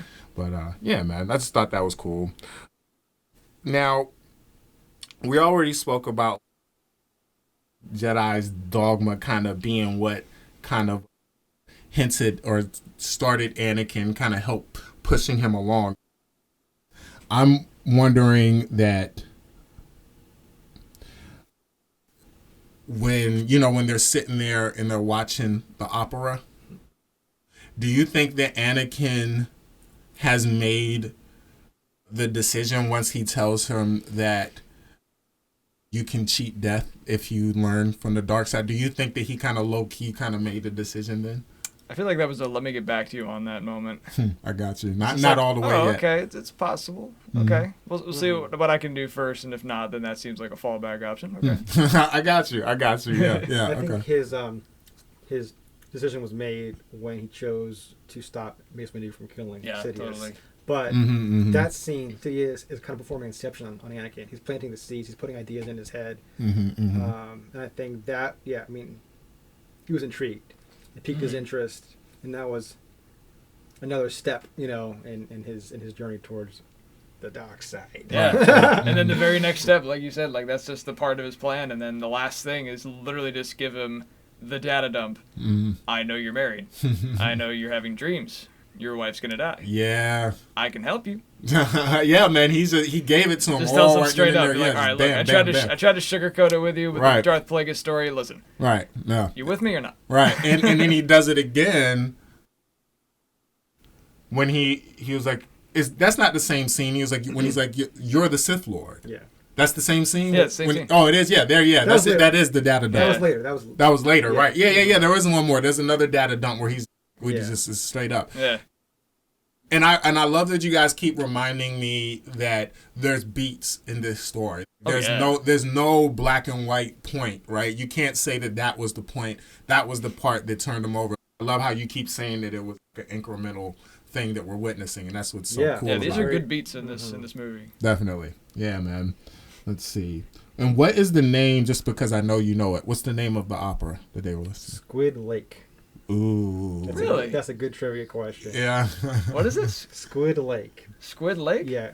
It's a play on Swan Lake, the Tchaikovsky Mm-hmm. opera. Yeah, because the performers were actually Mon Calamari, so Squid. Oh. It was a Mon Calamari opera they were watching. I didn't even notice the Mon Calamari in there. They were kind of like inside those like giant Spinning around. water bubbles. Oh. That's what that was. It's like Xerograph Cirque du Soleil. It was cool. Yeah, Right? basically. Yeah. Right, cool. yeah, that's so cool. Yeah, I didn't know it, but I knew that you would know it. I was like, so let me just ask. I did That not was know actually that. a That is past cool. trivia question. Mm-hmm. Yeah, I believe I it. think It's I a actually great, had it's a to great answer that trivia. one time before. It's a great Yeah. trivia. To me, that separates the men from the boys. That's where I tap out. That's where I'm like, I go from thinking that I'm a fan to being, I'm in the amateur leagues. That means these are the masters over here, man. I guarantee you no one knows or cares about that. Right, yeah, man. You do. And I care. I also want to talk about the Jedi, and this is probably Yoda's sort of hubris, or maybe him just getting a little soft. Mm-hmm. I feel like there needs to be some sort of political science class or some sort of art of manipulation and seduction that the Jedi, they, for lack of a better term, Palpatine pimped the hell out of Anakin. Just how you talk, just convincing him, yeah, I'm your daddy. I can give you what you need, honey. Yeah. You know what I mean? And he just bought it hook, line, and sinker. And it's anybody that's just streetwise, right? Anybody that's been taught about the art of war and seduction and manipulation, he was just so hook, line, and he was just ripe. Like, if you got to protect your chosen one better than that, man. Like, why is he believing this little slick little old man? Like Yoda is so powerful, and we find new stuff about Yoda to this day, just how powerful he is. Like they should have let him know way early. We are so powerful. It's so dope to be good. Very similar to Professor X trying to tell Magneto that true focus is in between fear and tranquility, right? Or it's like somewhere in the middle. He said something like that. He's training him to be emotionally mature. He's training him to grab a hold of those things that make you insecure and embrace them.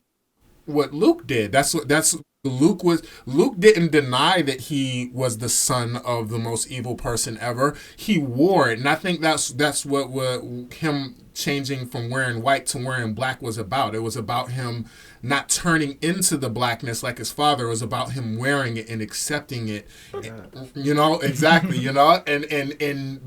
And not becoming the darkness. And yeah.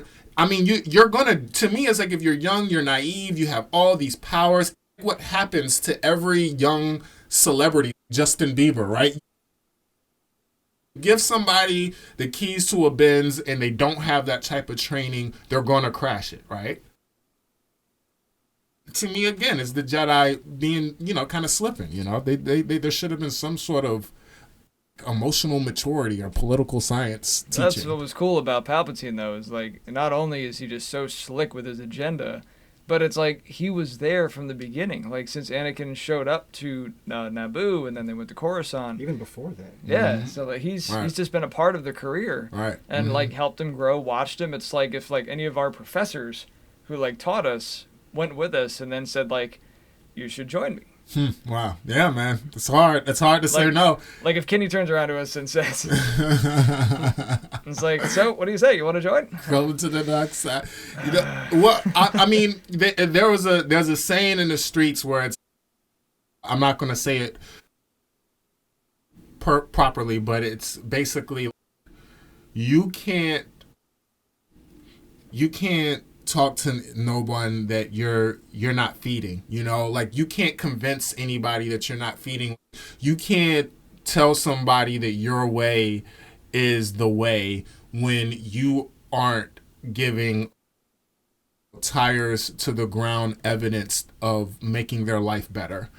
And it's all fun and games. It's all lofty hope and oh, I hope it makes me feel better, until somebody comes and actually feeds you, or somebody comes and gives you a job, or somebody actually tells you that I can make your dream, your nightmares go away. That everybody answers to that. Everybody undefeated almost. You guys let me know, but it's all fun and games. It's all, yes, we believe in this movement, until the other movement, you see this check right here?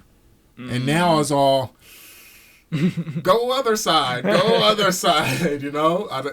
think we kind of saw that with Anakin, Yeah. This is like, here's what I'm selling, here's how I can do that. This is called the dark side. Right. Let's give it a try, and we'll save your wife. Right. Hey. It's kind of a reminder that Anakin is a victim in all of this too. Yeah. Yeah. And what's crazy is how bad, I didn't read the comics, but my friend did read the comics. I was walking and talking with him out in Seattle, and he was telling me how I gotta read the comics, because immediately after episode 3, Palpatine treats him like crap. Really does treat him like a pimp with a hoe. He like shocks him and is like, you think you're gonna beat me? No. Like he starts to sense in him the anger that Darth Vader has in him, and he just straight, Darth Vader starts feeling himself, thinking that he can kill him, and just to let him know that you better not ever, you are mine forever. He just beats him, shocks him like almost to the end of almost to death, and it's just to let you know just how sad what just happened occurred. Like he went from love and a brotherhood with Obi and Padme love and Yoda and Mace, they were father figures for better or worse, and you went from that to just this burnt up victim in a suit. Right. It was just you're just like arms. You're just like the military arm of this old man. Now it just adds to the tragedy. Yeah, man. And that pain and suffering and hatred is then, of course, what makes him powerful. That's where Sith draw their strength from. So it was all just just to build him up into this monster, to fuel his anger and his resentment, just to make him more powerful. Right. Yeah. Does it work? Does evil work? Does anger work? Apparently, because he became the baddest MNFer, right? After, other than Mace Windu. That Rogue One scene proves it. That hallway scene in Rogue One. Oh my gosh! Yes, we have been waiting for that for years. Right? That's top 10 scenes for me in all of Star Wars. Oh my gosh! That's on my list. Yes, amazing. Yeah, we'll get to our countdown after we take a break. But yeah, man, I think that's one thing that really shoots Rogue One up. I also love like the ending just in general. I love the way it just punctuated everything. Again, that's the best thing prequels can do to me, is make the one before it better, right? Like make it all those scenes mean that much more, right? And that's just so satisfying, because the fight choreography that we talked about from 4 through 6, I mean that's the one underdeveloped thing that you can kind of say about 4 through 6, because they could have, but for whatever reason they just didn't focus on that, right? We got it in all its glory, man, and none better than, in my personal opinion, than Obi and Anakin and Mustafar. That to me, that is just by far my favorite duel. Yoda and Dooku, Yoda and Darth Sidious, but I love this battle. It's just that their love and their hate for each other, just all in one epic battle in hell.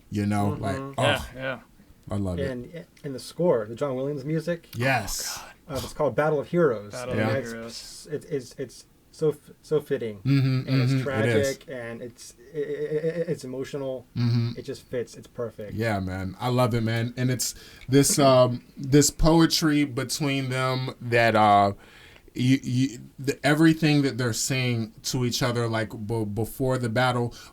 And before I get into the battle, I want to say, like, shout out to Natalie Portman, because like we said earlier, like she, without saying a word, Anakin didn't need to do anything. We just needed to watch Patty May see the love of her life turn to the dark side, and it is just the most soul-crushing thing to her ever. And she's just watching it, and you're going down a path I can't go down. Yeah, he's the last desperate attempt to get him back. Yeah, he's like, it's because of Obi. He's emotional. It's like, no, fool, because you killed kids, because of what you planning to do, man. This is, it's just, I'm getting teary-eyed thinking about it, because it's just, could you just picture somebody that you looked up to and you fell in love with and was your everything, and you just saw them just live a life that you just cannot stand by them anymore? It's one thing, you'd rather them die, right? You'd rather them anything else.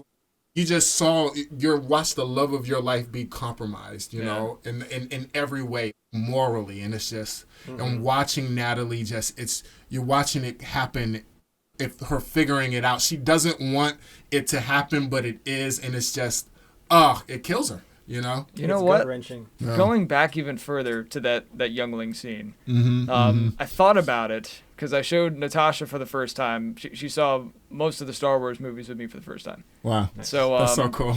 In order. Right. Oh, that's beautiful. But in episode 3, I just remember her distinctly saying, like, as soon as he walked in the room, the kid asks him, he's like, Master Skywalker, and then and Natasha's like, I've lost all sympathy for this character. Right. Yeah, man. I don't care about him anymore. Yeah.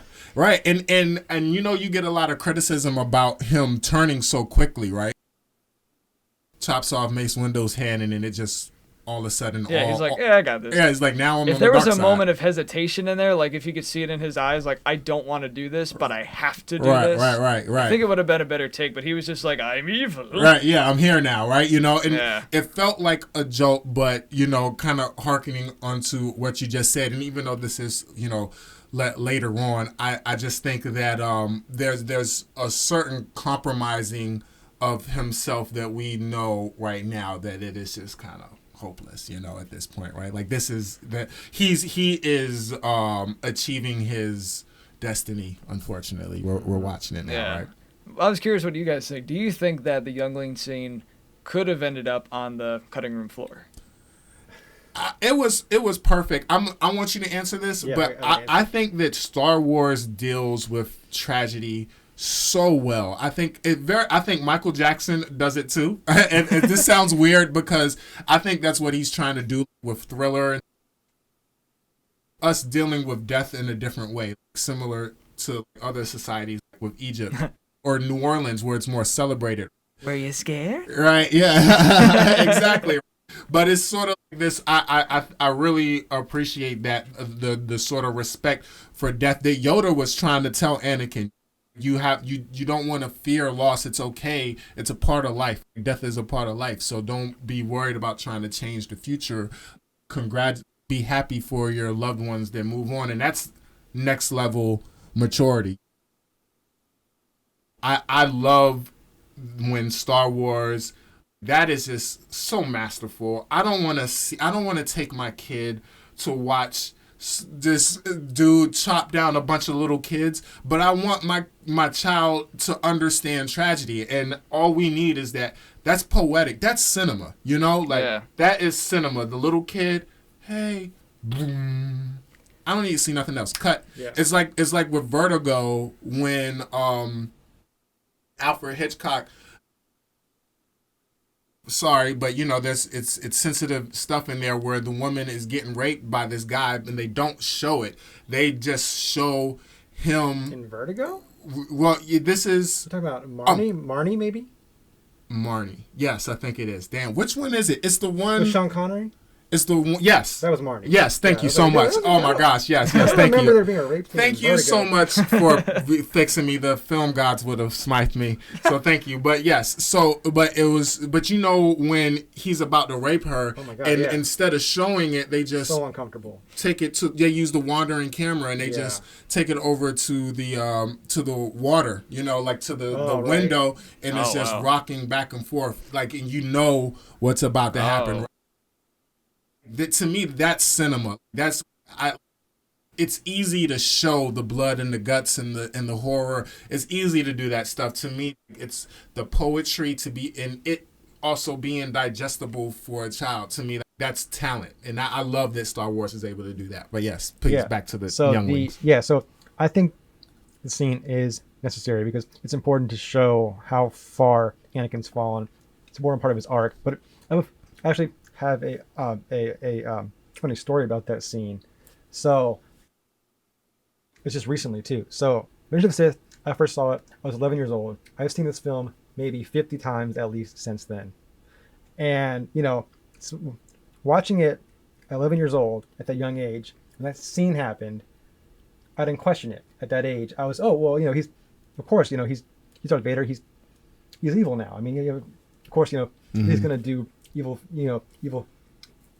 things and whatnot. Mm-hmm. And I just kind of accepted it. Right. And I kind of kept that mentality. Over the years, every time I would watch it, I became desensitized to the actual horrificness of what he did until just one of my most recent rewatches, it just hit me. It clicked. How truly abominable and just horrible, tragic and horrible that he slaughtered children. Right. Yeah. Right. And most of my life, I just watched it. Of course, he's evil. Well, yeah. I mean, he's Darth Vader. Right. No, these are children. Yeah. Right. And it just hit me. Next level. It just hit me one day on a recent rewatch, and I was like, "Holy shit!"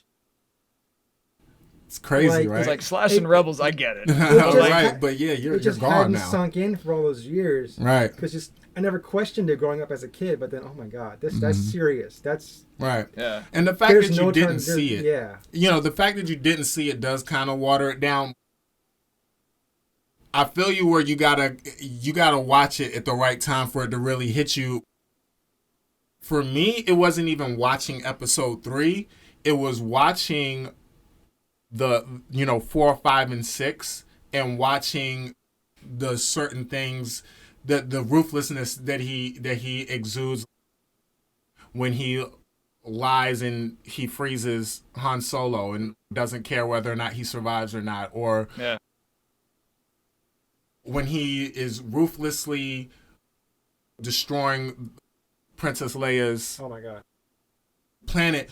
When we know Darth Vader for when we see him do his worst, and when we see him in all of his Darth Vaderiness, when we see the worst villain in cinema history, in those movies, I think about that moment.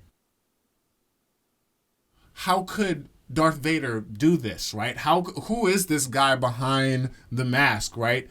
That's the guy behind the mask. Right. Episode 1, episode 2, the beginning of episode 3, that is over. Anakin is gone. Like Obi said, this guy that put that, the lightsaber out on them kids, that's who this is. That's what's real. And he never came back until Luke did what he did and all his awesomeness, Yeah, man. So I think this is, unless y'all wanted to say anything real quick, this is a good time for us to take a quick break, if you want. All right, and then when we come back, we can start off with the order of our Star Wars, and then we'll go ahead and end it with what we feel like the theme of it was, the things that we kind of carry it with us, if only for this moment. Cool. Awesome, guys. All right, we'll be back. And Favreau, he's a big fan himself. Miller is Exactly. a show made by fans for fans. I think he's like a live action Filoni. Yes, the two of them are they're tight. Yeah, he knows what fans want because he is one, and he's passionate. He cares about the material. He loves it, and it shows through. Right. And that's the only thing that should have ever happened to Star Wars IP. No corporation should have gotten it. And I get it because, first of all, George Lucas was probably pretty comfy before the deal with Disney, but he's got ILM and Skywalker backing him up too. Exactly. So royalties are unbelievable. He's fine, right? And I understand that I never want to knock anybody for taking their cash, because I know that, if the price is right, I probably sell some things. There's that Star Wars, when it becomes pop, it belongs to the masses now, right? When it's in the can and we're done editing it, it doesn't matter what we think about it anymore. It's about what the viewer thinks. And Star Wars doesn't belong to anybody. It belongs to the conglomerate of us all that love it, and those of us that choose that were fans that choose to be filmmakers. That's who Star Wars should have went to. Right. I don't know the trust that Kathleen Kennedy earned from Spielberg and George Lucas, and I'm sure she earned it from my little bit of research that she did a lot of cool things helping them produce earlier stuff. I don't know. As far back as E.T. Yeah. So I mean, she was like in her 20s, like as like a whatever role, like an associate producer or whatever, right? So I would understand him giving her that trust. She definitely climbed her way up. Yeah, man. And you love to hear, and that was exciting to hear that he passed the baton to her. And you definitely saw a sort of gravitation towards a female lead character, and a female leading, as a basic showrunner for all intents and purposes, and that was exciting to see, And again, I just think that for all the bashing that we may do for Disney Star Wars, I do appreciate how woke it was being in the participation of all, definitely. Races and creeds and all of that. That was definitely breathing throughout it all. But yeah, guys, sorry, we're getting a little ahead of ourselves. We started getting into Were we rolling? Because I wasn't even talking to the mic. We were so rolling, man. I thought we were just chopping it up. Yeah, man. No, we are just chopping it up, man. Did y'all hear me or whatever? Man. No, so I'm going to clap. Do you guys mind? This is take 2. Thank you. All right, guys. So, we are back again, and we are going to go ahead into the second half of our breakdown of Revenge of the Sith. Now, before we get back into the meat and potatoes, I know we were talking a lot about the ending parts with Padme and Mustafar, and I know we were going to get into the battle of Yoda versus Darth Sidious. I'm looking forward to that. But first of all, I want us to just take a quick pause so that we can look at... We're going to look at the episodes, and we're going to ask ourselves, and we're going to let the public know right now. We're going to give them the most official rankings of all official Star Wars episode rankings. It's happening right now. Is there a way that you can see it all on one page? I feel like it's like a film tab for it. Star Wars episodes in order. I should have just said in order.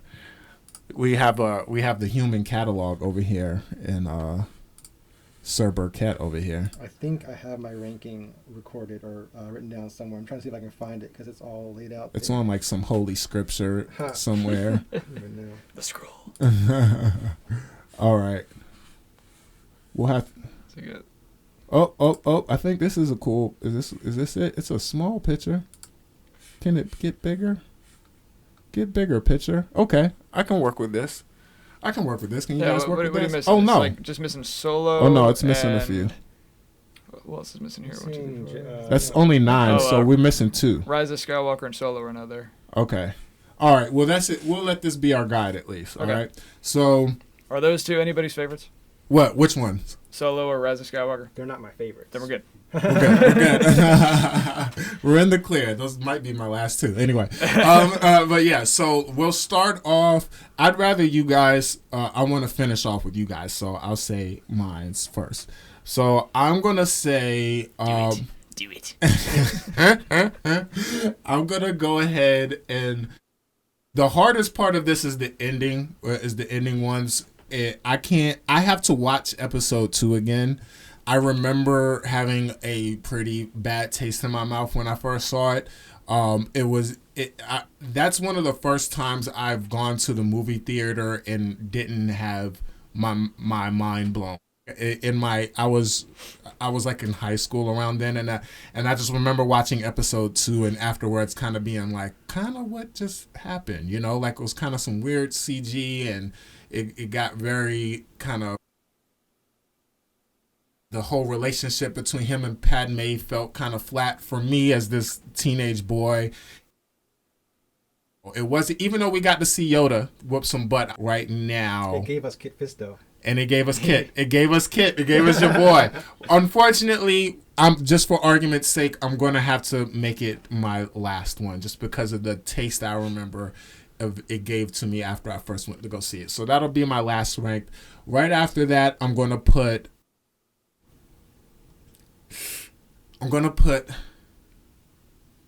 The Last Jedi. I really appreciate, I really appreciate subversion, and I am actually a Rian Johnson fan. I'm a big X-Filer. You and me, we're both big X-Filers. We're both big Breaking Bad, and he kind of comes from that family of writers and stuff, so I really love Rian Johnson. Some things are not made to be subverted. I just think that Luke is Hope, and should he have been battling with Hope? Should he have been trying to figure it out? Yes, but should he have been like this miserly old man, just throwing lightsabers over his head? No, he shouldn't have been. It was just, you just saw the battle of corporations and Rian Johnson and J.J. Abrams, and like that episode was just dripping with that. I was not watching somebody who had a cool story to You can tell that's the point where they didn't exactly have like the roadmap laid out for those last three. Yeah. All depend Last Jedi to the death. We can argue with some other time. Right, yeah. No, because I feel very strongly the opposite of you. I love Last Jedi. I'm looking forward to this because Molly too, you and Molly telling me to go watch it again is what makes me want to move it up, but at the same time, it was, again, I'm really referring to the first taste in my mouth.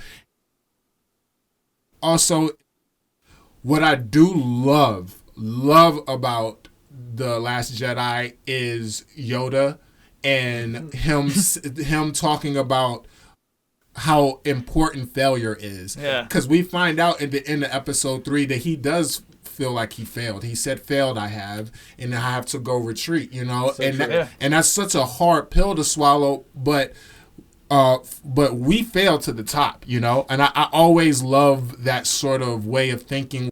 The only difference between a mentor and the pupil is that the mentor failed and has attempted and failed more, and he knows what not to do, right? Versus the Padawan that's going to continue that hasn't done anything yet, right? So that's where the power is in your testimony and what you go through. And I love that way of thinking, and I love him saying that we are the failures that they do better. We are the people that they do better than. Like, I'm not saying the quote well enough, but I love that. To me, that's why he didn't fail. That's his retribution. That's what Daisy was supposed to signify and Luke was supposed to signify. He didn't fail because ultimate loss is when we fail as parents, as mentors. That's when we lost the game. We might have taken our own jabs. We might have fought our own battles and things have happened. But when you haven't carried it on, when you haven't carried the torch on, like, and I'm sure you understand this teaching. It's like I can, have a bad day teaching, right? Or you can, like, your curriculum cannot all the way be there. But the day that you find out that you were the reason for one of your students failing or not getting the job or something, that's failure. I mean, I teach an editing class, so there's going to be a lot of failures. Right, yeah, man. It comes naturally, but right. I'd rather you do it in this safe environment of class than go out in the industry and do this out there. Right, like lose your meter or something, for example. But like the biggest one I told them, and I was like, you're all going to defy me, but don't do this the night before. Right. Give yourself some space to work. Right. And of course, like, some people take it seriously, like, okay. And then there's some other ones who don't. Right. And then when they come to me and they're like, hey, I had it was done, it didn't export properly, I ran out of time. But after that, I'm just like, listen, this is a lesson you have. Right. Yeah, man. I can't teach you that kind of thing. There's nothing I can do for you, man. Like, this is your path, right? Yeah. It's I'd rather you have that here. Right. Exactly. Do it here while I can help you, right? Yeah, man. But I want to keep going so that you guys can go next. So then after that, I'll say Han Solo. Again, it's just corporations have taken over, and I really think that I love Donald Glover and the lead. I thought that he was Han all the way, but man, again, somebody with a story, somebody that is a Han fanatic, write that story because it's there. It's right there, but I just don't feel like we saw it. Right. I mean, Lawrence Kasdan wrote the story, and he wrote Raiders of the Lost Ark, he wrote Return of the Jedi, he wrote Empire Strikes Back. I mean, he knows Harrison Ford, he knows Han Solo. Oh, really? See? Yeah, he and his son. So wow. I mean, they're probably the most qualified people to write that script.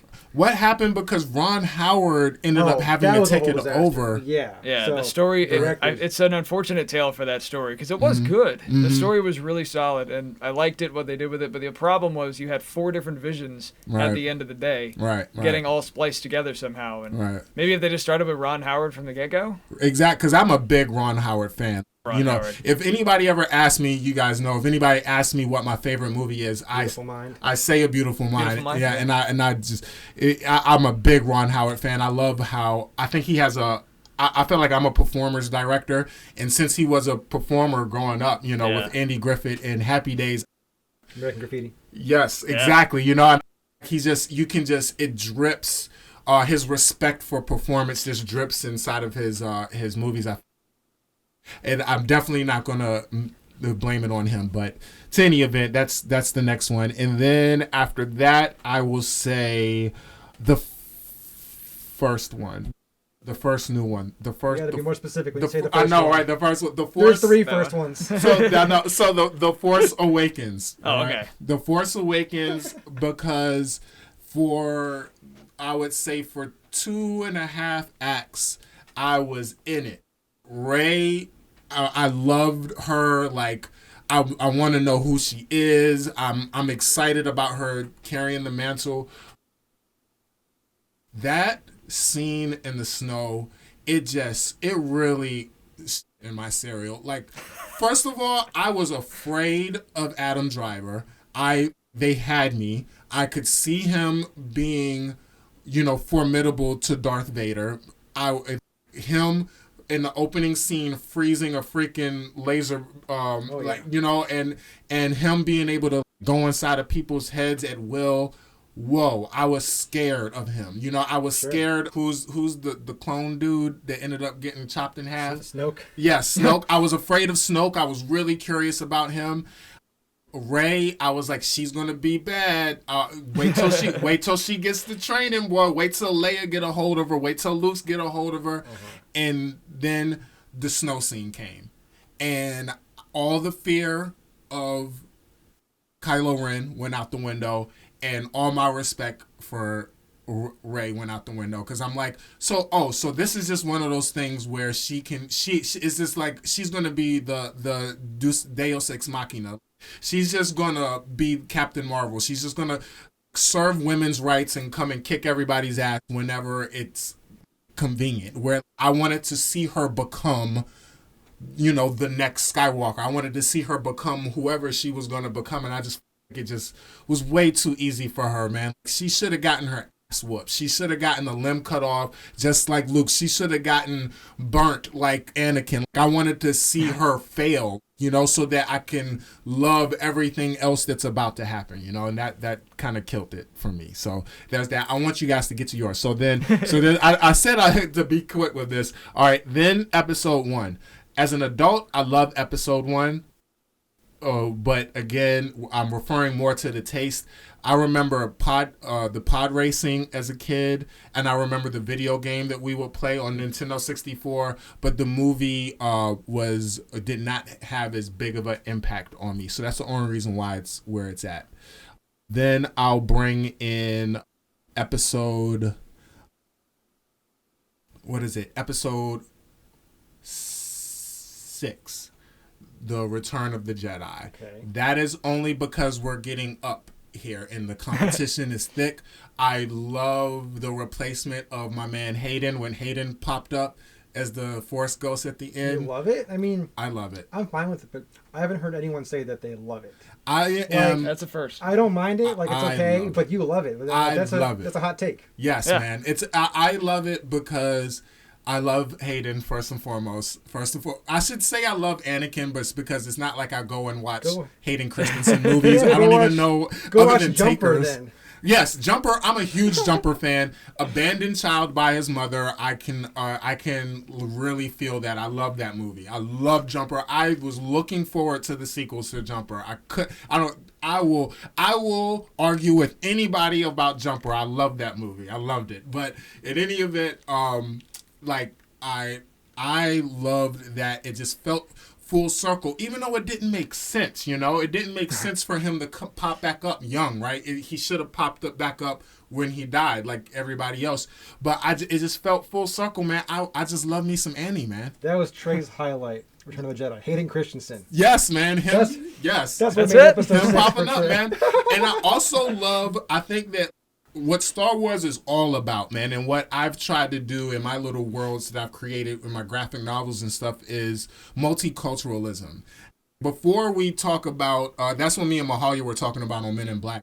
Before we start talking about being friends with aliens, we need to talk about being friends with people of different color, people of different backgrounds, people across the border, and that's really what Star Wars is all about. And that's what you get at the end of episode 6. You see, Ewoks and Wookiees and humans and all these different aliens. And that's what the Jedi are. They're people of different creeds wanting to be the best versions of themselves, right? And so you join this group, and that is what saves the day. Love saves the day.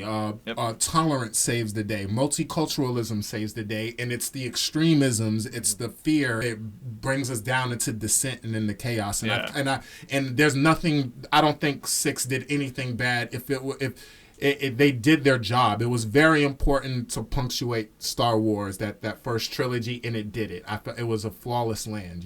I really feel that way. And then I'll go to episode 4. Again, as an adult, I learned to appreciate so much more, man. Agreed. This is the introduction to space opera westerns. This was the first time we saw it. Before, space was new and pristine, like Space Odyssey 2001. And and westerns were real miserly and on Earth, and it had become a dying fad. George Lucas just breathed life into all of us little kids, man. That this new generation, we were too young for cowboys and Indians, and we needed to get off the planet. We needed to go to a place far away, at a long time ago, right? And A New Hope, it was a new hope in so many ways, right? So there's that. And then I'll say my second one, I have to say, is Revenge of the Sith. I think as an adult, it's my favorite. That's what we were talking about. I probably will watch episode 3 the most. If you probably looked at the tally, I've probably seen episode 3 the most. Just because I love anti-heroism. I love watching the fall of him, of Anakin. And of course, I'm a big Anakin fan. And we got to see him in all of his glory. Just top Anakin in all movie, right? And I think Trei's got a man crush on Hayden. And I mean, I may be guilty. I may be guilty, man. And then, but I will say, I always rank Empire Strikes Back as number 1, is just because again, we're talking about the first taste in my mouth. I can remember watching that at my Uncle Michael's house, and like my imagination just running wild from that point on. And whoa, this world, it just, the Battle of Hoth, and Luke closing his eyes and the lightsaber coming up to his hand. I have been practicing that move ever since. I've been, when y'all see me in class or you see me sitting around, I'm like, y'all think I'm just gazing, thinking about life. No, I'm trying to move that pen over to me, Luke, and yeah, just all those worlds. The Empire Strikes Back was up, that's that. When I think of Star Wars and I think of the feeling that I felt first watching it, that was it. That was me with the Phantom Menace as a kid. Cool. All right. That's fair. That's awesome. All right. For me. What's yours? Yeah. Oh, me next? Mm-hmm. All right. So I won't go super in depth on each one like Trei did. So The scroll. I'll try to make this quick. But so in last place, Rise of Skywalker, which I enjoyed it. It's fine. I'm not gonna hate on it too much, but it's easily my least favorite. Episode 2 is probably next. I didn't say anything about Rise of Skywalker. I don't think I liked it. I kept waiting for it. Right. I was like, man, he said episode 9 yet. Like, how high is he gonna? Wow. Is he gonna put episode 9? Yeah, I was getting worried there. Yeah, I won't get into it. It's middling. Yeah. It's like 5 or 6. They didn't stick the landing. They didn't stick the landing. We could do a whole podcast. I could talk for hours just on that. But shout out, I really loved Adam Driver's performance, though. I really loved his arc. I love the scene with him and Han. I love that, but it's middling to me. Go ahead. Yeah. So, in last place, Rise of Skywalker, then Attack of the Clones would be next, and then the next 3 are flexible. But I have Force Awakens, Phantom Menace, and Solo. Okay. These 3 kind of are interchangeable. Phantom Menace is special to me though because it was my first Star Wars movie. I saw it when I was 5 years old. It blew my mind. Like I said, transported me just out of this world, and it just sparked my imagination like nothing had before. Awesome. And it was like Obi-Wan said in New Hope, it was my first step into a larger world. That's hilarious. And really, yeah, and that was what made me become a Star Wars fan and become, and from there, I got into storytelling and film and everything. So I owed all to that movie. So Force Awakens, Phantom Menace, Solo, then Last Jedi, which is my favorite of the sequel trilogy. Then Revenge of the Sith at number 5. Then Rogue One, which I loved Rogue One. I just thought it was phenomenal. That's cool. Then A New Hope. Mm-hmm. Got to pay respect to the OG. Right. Without A New Hope, we would not have Star Wars. It was where it all began. Right. And, it's the classic Joseph Campbell, Hero's Journey. Right. That was their saving grace. And I don't think I ranked that one either. Yeah. You did. But I did? Yeah. Oh, okay, good. It was like your favorite. Yeah. Okay, good. Yeah. So A New Hope, then Empire, which is objectively the best. It's the best crafted out of all the films, directing, cinematography-wise, everything. And it won the Academy Awards and stuff, right? Yeah, or did it? I don't know if Empire did. A New Hope won a few Academy Awards. Yeah. Oh, really? Yeah. So didn't it win Best Music and... A New Hope did. A New Hope won Best... Oh, okay. And then, so then... we'll have to look it up. I thought the second one won something visual. It definitely took something home for sure. Yeah, like I don't know if it was director or definitely movie or what. Sorry, Erwin. But clearly. Then Price Strikes Back. Irving Kershner, he brought the story to whole new emotional depths. It was darker. It was more personal with the characters, and just like raised the stakes emotionally.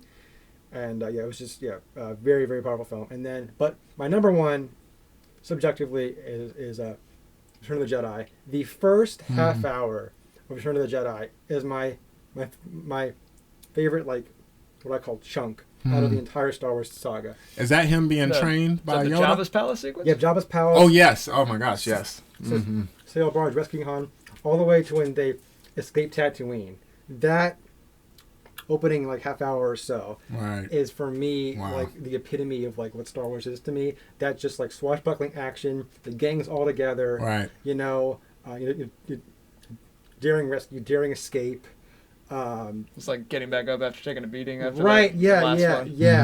And if you told me that I could only watch like one chunk of the whole saga for the rest of my life, I would choose that opening sequence. That's cool, man. Of Return of the Jedi. That's cool, man. I like that. And right now I'm just trying to think of all that happens then, and it's like, is that the Sarlacc pit, the Rancor? Yes, man. All that, yeah. Luke, Is that when he's like, no, the one before is when Han is like, I love you, or she's like, I love you, and he's like, I know. That's Empire Strikes Back. That's Empire Strikes Back, right? Okay, all right. But and then of course Leia and her in the bikini. Her bikini oh my attire, gosh! yeah. Shout out! Not man, to like Fisher. subjectify or boys became men. Right? Yeah, man. Right. No, definitely. Right, had a childhood crush on. Yeah. Right. Of course. It was done. I don't know. I'm not a woman. I can't say, but I do feel like Princess Leia, to me, it was done well because she was clearly the bravest out of all of them. She had more integrity than everybody, and it was totally objectifying her. It was this asshole. What's the big blubbery guy name? Jabba. It was Jabba that kind of put her in that, objectified, treating this princess like crap, right? And I think it was important for us to see that, to see the descent of this wild, wild west that we're kind of in, of a galaxy, right? And it needs the Jedi to come back, and it needs Luke to save the day, right? That was important. And of course, to see. Leia turned the tables and used, the chain, right, to then choke Jabba and kill him, right? Yeah. Which I love, because whenever Leia is captured, which happens, a couple times, she always takes charge of her situation, right, and finds a way to help get herself out of it, right. She doesn't, necessarily need, to be rescued, because right. she has agency. Right. And then even when they did save her, they hardly did. They just kind of showed up and kind of met and like, oh, that didn't work. And she grabs the blaster out of, Luke's hand and starts firing. Right. And she leads him down the trash compactor, right, into the garbage chute, Flyboy. Right. So she takes charge. Exactly. And leads them out of that situation. So exactly. Yeah, she definitely isn't your average, like, damsel in distress. Exactly. And in Rogue One, I felt like that also, as much as it solidified how powerful Darth Vader is, to me it also showed how powerful Princess Leia is, because she was the last hope. They needed to get that information to her. Yep. To her movement that she had going on. That was it. That if they would have died for nothing, and what would have been the hope if they didn't have those plans? Like where was it going to happen? Where was the revolt going to happen? So it to me it kind of also shows how powerful she was in Rogue One. Yes. Yeah, man. Even though it was a little awkward CG. Happening, yeah. Her face, she was like too pale. They did the best they could. It was still cool. Yeah. It still gave me that feeling in the theater, like there she is. Right. Yeah. There's our princess. Yes, I appreciated it. Tarkin I thought he looked good. Tarkin was cool. Yeah. And they did hit smart with him too, because his face was a lot more wrinkled, so they could hide a lot more with him, and they made him darker, and they also made his scenes a lot darker. Yeah, so he was kind of a shadow. Man, shout out to the the tech guys that made that happen. I have no qualms about that. Blew my mind. Right, yeah. In the theater. Oh yeah, God. it was so cool. It was great to see. I was geeking out. Just him turning around for the first time. Right, it was so cool to see. And again, I'm getting my fix of Tarkington in Clone Wars. What did you use? Tarkington, that's like from Scrubs. What do you think? Oh my gosh, what's his name? Tarkin. What did I say? Tarkin. Sorry, guys. Grand Moff Tarkington. I have, man. Yes, man. I have smithed the Sith. Yes, but I got my fix watching Clone Wars. He's in Clone Wars right now. Yep. I see him and Anakin buddying up, and then I like your philosophy. Right? Yes, exactly. And Ahsoka is looking at them, like she turns around like, bruh, did you just say he's got a point? Like, why are you buddying with this dude? Like, right? Yeah, I love that. That was really cool. You may fire when ready. Right. Yes. Right. Yep.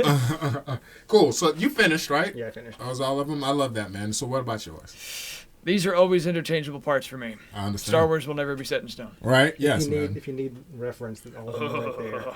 Oh, okay. That's way better. I'll just do the top 5 because a lot of my other ones kind of fall into place with the other ones. Okay. I wish I could put Last Jedi higher because I was talking with, it falls for me with the story. There's just like a lot of elements, and I talked with this for so many people. Like, it's got a lot of great parts that like make a Star Wars movie. Right. I love the Millennium Falcon on Crate. Yeah. I thought that was cool. The Praetorian battle with Rey and Kylo Ren back to back fighting the guards in the throne room. Yeah. Fantastic. That was cool. Beautifully shot, beautifully choreographed. Although there is one fighter apparently that like acts like he gets hit and they like nowhere near. It's one of the Batman franchise too. Right, yeah. Everyone's got to have one. Right, yeah. Go ahead. It's just the extra who doesn't know what to do. Right, right, yeah. It's okay. Me and Brandon Bridger were watching it again. We were just like, it's so unfortunate that the story kind of falls flat for a lot of people because it's like, it's the best shot. I feel you. It's like one of the best looking Star Wars movies out there. Yeah. I can agree. So I feel bad that I can't put that up. But starting at 5, I would have to say Force Awakens for me. I really liked Force Awakens. Cool. I got you. It just built up this world. It was like this excitement. I was just coming out of undergrad. first taste of film school. We get to this episode.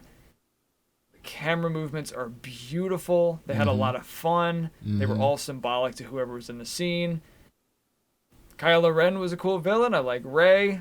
I thought Finn was going to have a really good story. It's just like, I've never seen this before. A stormtrooper who resents being a stormtrooper joins the resistance. And in the trailers, it was like, and becomes a Jedi? So we're like, what? Yeah. Could he? Yeah, so it was hype. Yeah. I was a little upset with Finn, the first movie, just because he was just such a coward. I was just so tired of him. Way! Yeah, like, I was just like, oh my gosh, he's such a coward, man. But, that was his arc. That was part of his... Exactly. Yeah. It made... the point. I was just... That was my thing. I was just like, I know they're going to punctuate this later, so I'm not going to judge it. Finn arced well. Throughout all three, I thought Finn and Kylo Ren were like the two best arcs of the entire sequel trilogy. Finn's arc, I thought, was good until episode 9. Really? I thought they did not nail his landing in 9. I was going to say that, yeah. Force Awakens, Last Jedi, he's on a path, you see where it's going, and then episode 9 I felt it didn't really go anywhere. Yeah, I think it got weird between him and the Asian girl Rose and Rey. Yeah, it like I felt like Ryan. I think his character got caught in between Ryan and JJ because that whole he's about to kill himself and then Rose comes and gets him and then gives him a kiss. I felt like that scene should have not had Rose and been and 9, and like, you know, maybe he actually did sacrifice himself and that would have been cool, or, you know, eliminate that completely and let's see what happens between him and Rey, right? I don't know if I definitely feel the innuendo was there, but I'm not necessarily saying to ship them, but even if she was his Luke, right, and she started training him, like, that's where it kind of, where his, the stick, I love watching him become brave. I love watching, but it was him becoming this super cool Jedi or whatever he was going to become. I felt like it kind of got lost in this thing that kind of got rubbed off on Rose kind of oddly and kind of should have been focused more on between him and Rey. And I don't know. That kind of got messed up. But no, totally. Well, go ahead. Keep going. I was going to say, like, he got robbed of his arc in Last Jedi. Yeah. Like, if he finished it, that would have been, like, the perfect thing. He leaves the First Order to stop the First Order. Right. Exactly. Yeah, man. But, you know. And he could have become a Jedi or become the next Padawan or become kind of a Han Solo to...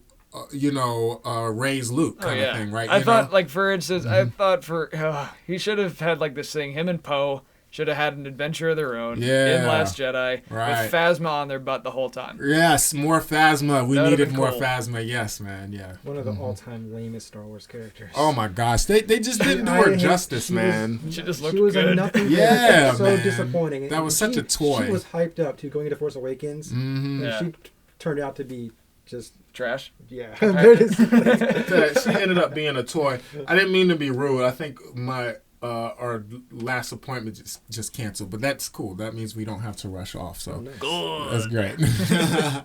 No, that's what you planned. See, that's the Sith Lord again. Everything that has transpired has done so according to my design.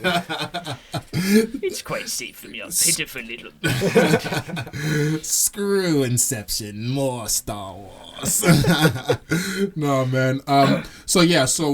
Did you finish your rankings? You didn't. I think I just did Force Awakens. And right. Yeah. Keep going. Yeah. Okay, man. So Force Awakens. After that, I would probably have to say 4. New Hope. Same thing. As we grew up, it got better. Right. It's like you said, it's just the perfect story beat. Good for learning if you're doing screenwriting. Definitely one to look at. The hero's journey. It's all about that. Yeah, 4 just had a great start, and it just kicked it off like Zach said earlier. That's just where it all began. It had to start from somewhere. Right. And like I'm reading a book right now. It's Paul Hirsch, the editor of it. Oh wow! And he has like this brand new book that came out. It's a long time ago in a cutting room far, far away. Right. He saved it. Yeah, the editors they saved. And was it like George Lucas' spouse or something that was an editor too? She worked on I it. think George Lucas actually was an editor as well. Marsha Lucas, But I would believe that. Okay, Marsha yeah. Lucas cut the trench run scene. What's that? Oh, really? Oh, Yeah. wow. Cool. Yeah, I heard that the first, and I think on the Blockbuster podcast that we listened to talked about it too, but I guess the first cut was like really rough, but you know, it was just kind of got lost, like the mission kind of got lost and like the world kind of got lost, I guess, in all the footage that they were getting. Yeah, the first guy didn't right. get it because Paul Hirsch starts to talk about that. Okay. I'm not quite there yet. Okay, because cool, I'm a cool, slow yeah. reader. Right, but they saved it in the cut apparently. The whole thing of something almost happening was not. They did not film that. What was almost happening? Like the Death Star was getting close to something and was about to destroy it. I think so, but I remember reading from this book another cut. Maybe it's the same one. Is in the first scene when Leia's ship is getting attacked. The first introduction we have of Luke is him looking with his binoculars at the That's right. at whatever's happening up top. Oh wow. Okay. Yeah, we meet Luke much wow. earlier in the first cut. Oh wow. Than in the final film. I Right. have to read that book. By the way. It's Yeah, been really that good. sounds cool. I was Yeah, starting to I'm read a looking- little bit more this morning, but Okay, that's cool. But Paul said, like, why don't we cut this out? Because I love what you've got on Tatooine. The first instinct we have is we learn this terrain with the droids. So it's our first time, too. So we are Right. totally in that perspective. And George was just like, absolutely, let's do it. Cool. That was the right That's cool. choice. Yeah, man. That is great, man. It's like they say the film gets made when it's written, when it's shot, and when it's cut, right? That's it. So, like, yeah, it's good. It makes sense that the omnipresent editors came in and saved Yeah. the day, right? Yeah. So cool. So that's my, that's 4 is my next one. And then I probably have to say, I always toss between Return of the Jedi and Revenge of the Sith. I think right now, Revenge of the Sith always just kind of works its way back up again. So I say Return of the Jedi is my 3. It's just so good. Don't yell at me. I love the Death Star run and Return of the Jedi more than A New Hope, actually. Oh, me too. I get feel so you. hyped every time. I got you, man. It was like the cutting of it. Yeah, everything. It's a lot more like climactic, right? Oh, yeah. It's perfect. All right. It's a trap. That's awesome. So that's 3. Revenge of the Sith will take 2 for this time. It always switches, man. Right. I understand. And of course, my number 1 is Empire Strikes Back. It wasn't when I was a kid. I think Return of the Jedi was always my favorite in the beginning. Oh, it's out there. We're good. Fix it in post. Yeah. Cool. So it was always like Return of the Jedi was always first place as a kid, but as I got older, Empire started to work its way into my favorite spot, and it's just stayed there ever since. I love it. Like you said, the Hoth battle's fantastic. It's classic. There's just so many iconic moments that came out of that movie, and it's one of those rare sequels that it doesn't just like, okay, here's the characters, here's more for more money. They capitalize on their characters. Yeah, man. They all build into something new. Luke's not kind of the damsel in distress anymore. It's like after the Death Star, it's like, okay, I'm going to start going for this, and he still has ups and downs. Han becomes more of a general than a smuggler. He steps up. Leia just keeps getting better. Right. Yeah. But she also has a vulnerable side now. Right. Yeah. So there's just Yeah. arcs all over the place. And we get introduced to Palpatine. Right. And like, and I who's think this it's guy? right. And it's really cool. I think that with it's very similar to Godfather 2, where when the sequel lives up, when it's like you're not trying to do what the first one did. You're capitalizing. Yeah, you off just of it. expand. Right. It's great. Exactly. Yeah. So cool. Good, man. I like these rankings. Yeah. They're always fun, man. And it's just more excuse to keep talking Star Wars, right? We're all kind of in the You never ballpark need an too, excuse so that's for cool. Right? Yeah, man. Well, I know we're gonna. I know I want you to get into the Yoda versus. I just want to make a brief point. Go ahead. Oh, right now? Oh no. We'll get to that. I want it because I kind of want to go a bit in order. Now the whole situation with Order 66. So I guess I'm going to understand the clones and how this was so easily done once I get further into Clone Wars. But I just want to get into how disheartening that Order was. I can't remember the first time that I watched it, but I know like sometimes when you just see him like the little what is it, the little hologram pop up, Yeah. you know, Order 66, you know, and then all the different like important Jedi that are just kind of getting picked off one by one, and then Yoda dropping his That's staff. what always gets me. Yeah. Yoda And he feeling clutches his heart. Right. Sometimes I'll get teary-eyed. watching Yeah, it. man. Oh, yeah. I mean, between that, it's the so- score. Yeah, the score. That was like the yes. original Thanos snap. Right. Yeah, It's- man. it's Oh my ha- gosh. It's harrowing. It's really devastating. Yeah. It hurts, man. It hurts. And I think And- that montage rivals the assassination montage at the end of The Godfather. Oh my gosh, yes, it's that- us. Oh man, I wouldn't be surprised because they're buddies, man. You know, Yeah. like was it Yeah, Coppola true. and Lucas? I wouldn't be surprised, man. Also, that tragedy of watching him drop the stick is also shows his badassery too, where he just completely responds by just jumping up and cutting the head off real quick. Now, nope, you ain't getting me, bro. You didn't say the magic word? I'm the one. You ain't messing with me. You might Right. get all these other ones. You're not getting me. Yep. And then of course it goes into I feel like this is us watching on like a 3-dimensional realm when we talk about that chess game. This is Yoda realizing that bout versus him and Darth Sidious is lost. It was a fight that he didn't even know that he was in. Right. But you should know that you're in when you're the head of the Jedi Council. Yeah. But it's a fight that he never knew that he was in. But he knew, even in Clone Wars, you know, he knew he was losing. He knew.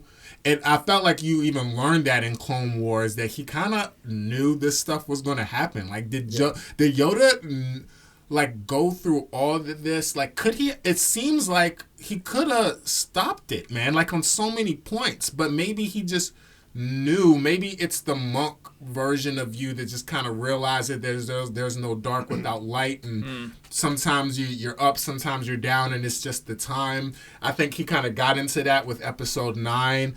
Maybe deep down, even though we're watching this right now, is he allowing this failure to happen? Did he fail? What do you think? I mean, that moment was Yoda realizing that like he'd been checkmated essentially, you know. Mm-hmm.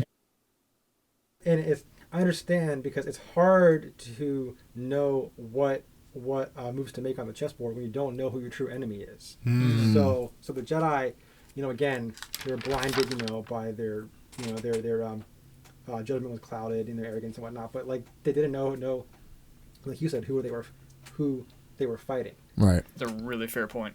Yeah, Never that's thought true. about it like that. Huh, that's true, man. I mean, I guess we take for granted that we knew who Darth Sidious was. Yeah, Right. you forget the perspective. It's just like they really don't know who this was. They're like, who is he? Where Although is they he? had Wow. plenty of chances to figure it out. Right. If we're being real. Yeah. They could, yeah. Yeah. There was a couple of points where They had just Palpatine. listened to Ahsoka. Yeah. Oh, that's true. Yeah.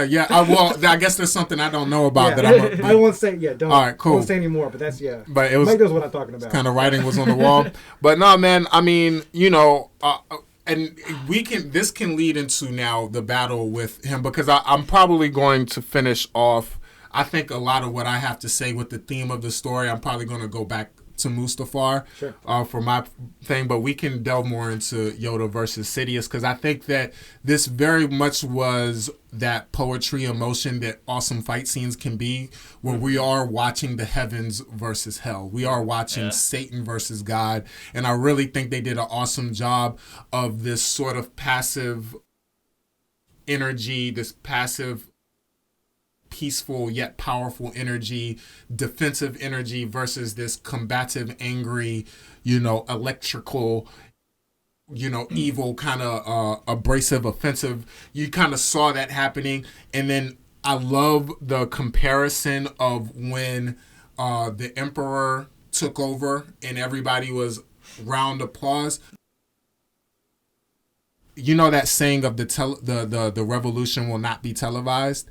Them battling each other in the same Senate. That's exactly what I was. Yeah. Completely empty. Nobody's there. And it's like it's like the battle between dark and light heaven and hell is happening and nobody's there to witness this. Yep. And actually we're about to see the rise of evil and nobody's there to stop it except for Yoda. But I don't know. It's the representative of good is a little content with retreating right now, and unfortunately, and maybe that's what the sun does every night, right? It retreats and then it comes only to come back the next morning, right? But like, I want you to get into it because I know you had a specific point, but I would like to center it around, and I want you to answer it too. Is like just straight up, is Palpatine more powerful than Yoda? He won. Is he more powerful? Does that mean because he won? He beat him, right? So yeah, let's see. Did he? I mean, I think he won. I mean, he won that battle. Yeah. But is he more powerful? Ultimately didn't win the war. So, I mean, you could argue that, I don't know. But I mean, he was still alive. In episode 9, he's still alive. He's still the puppet master. Yoda's not dead. I mean, Yoda died. But I guess he's the Eventually. Force ghost, so he lives on forever. Not before training Luke. Well, his mission, okay.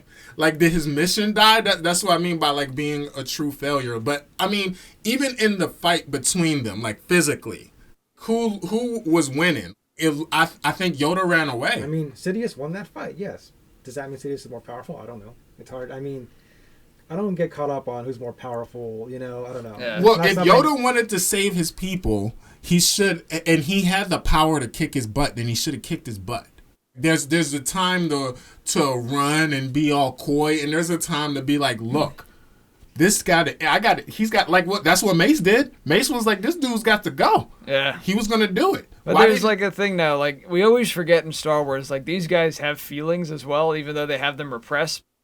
Think of it like Yoda just went through. Everyone he knows is dead. He's hit in the heart already. So it's like he's going through a lot of spiritual damage. And of course now he's finding out, you got to be kidding me. The Sith Lord was under my nose this whole time. There's a whole lot going on. Is Obi-Wan okay? Did he make it? Am I the last one? Right. There's a lot of crap going through his head. Yeah, that's true. And so, like, he's losing emotionally, but he's still able to hold himself up on that, like, that last shred of hope, whereas Palpatine's on such a high right now. Right. I've destroyed all the Jedi. Like, he just made his move. This was his boss move, right? Yeah, it's like, I am the Senate. So he's got everything the way he wants it. He's on this high, and when you are on the high, you just keep going. You're blue streaking. You're on a roll. Point. Right. So, we won't really know because he wasn't fighting him at his best. Yoda was at probably one of the worst stages he's ever fought anybody. Wow. I like that. I like that perspective. That makes sense. Everything you just said, I agree. Excellent point. Yoda was still reeling from right. That's a lot. Yeah, and you don't take you take it for granted, but it's even 1,000-year-old master. You hit. We saw him when he dropped his cane, right? You're hit at that point, right? It's like man down at that point.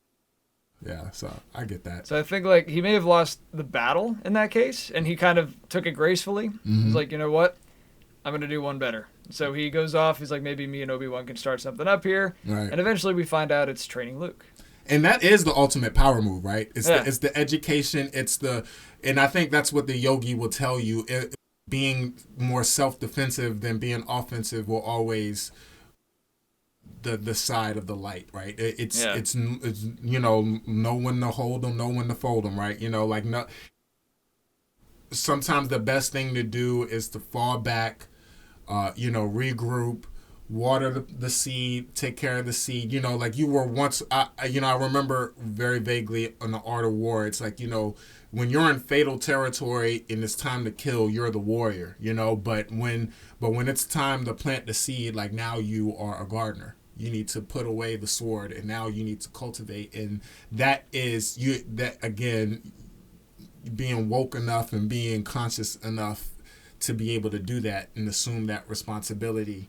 I mean, maybe you don't have time to deal with, or you don't have. It's not even smart. I have to say, it's not even the logical thing to defeat Darth Sidious right now because he's on his high right now. Let me fall back. replan, because there's something bigger. There's something bigger than all of us. Right. So let me fall back and wait for this blessing to come back around. Yeah. Yeah, that makes a lot of sense. I like that. I like that a lot. And you, sir, you can please say your point that you want to. I just want to remark on the symbolism of that scene. I love how they are fighting in the Senate chamber and destroying the very symbol of democracy. In the process. Right. And the whole thing's a metaphor. Right. It's in very underrated and often kind of overlooked fight scene, but it has like so much deeper meaning to what's actually happening. Definitely. That was just my piece. I just wanted to point that out. It didn't register until I got older too. I mean, yeah, exactly, man.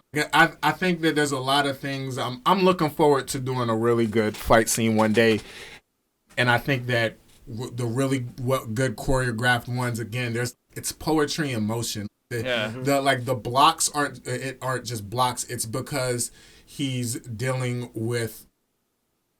processing right now, and he's thinking of his next move, or he is the self-defense Jedi going against this offensive move right now so that he can think 3 steps ahead. All right, now he's going to put out the lightsaber on this one, but he's not looking to hit with this one. He knows that's going to get blocked so that he can uppercut right here later. You see that that in these very minute moments,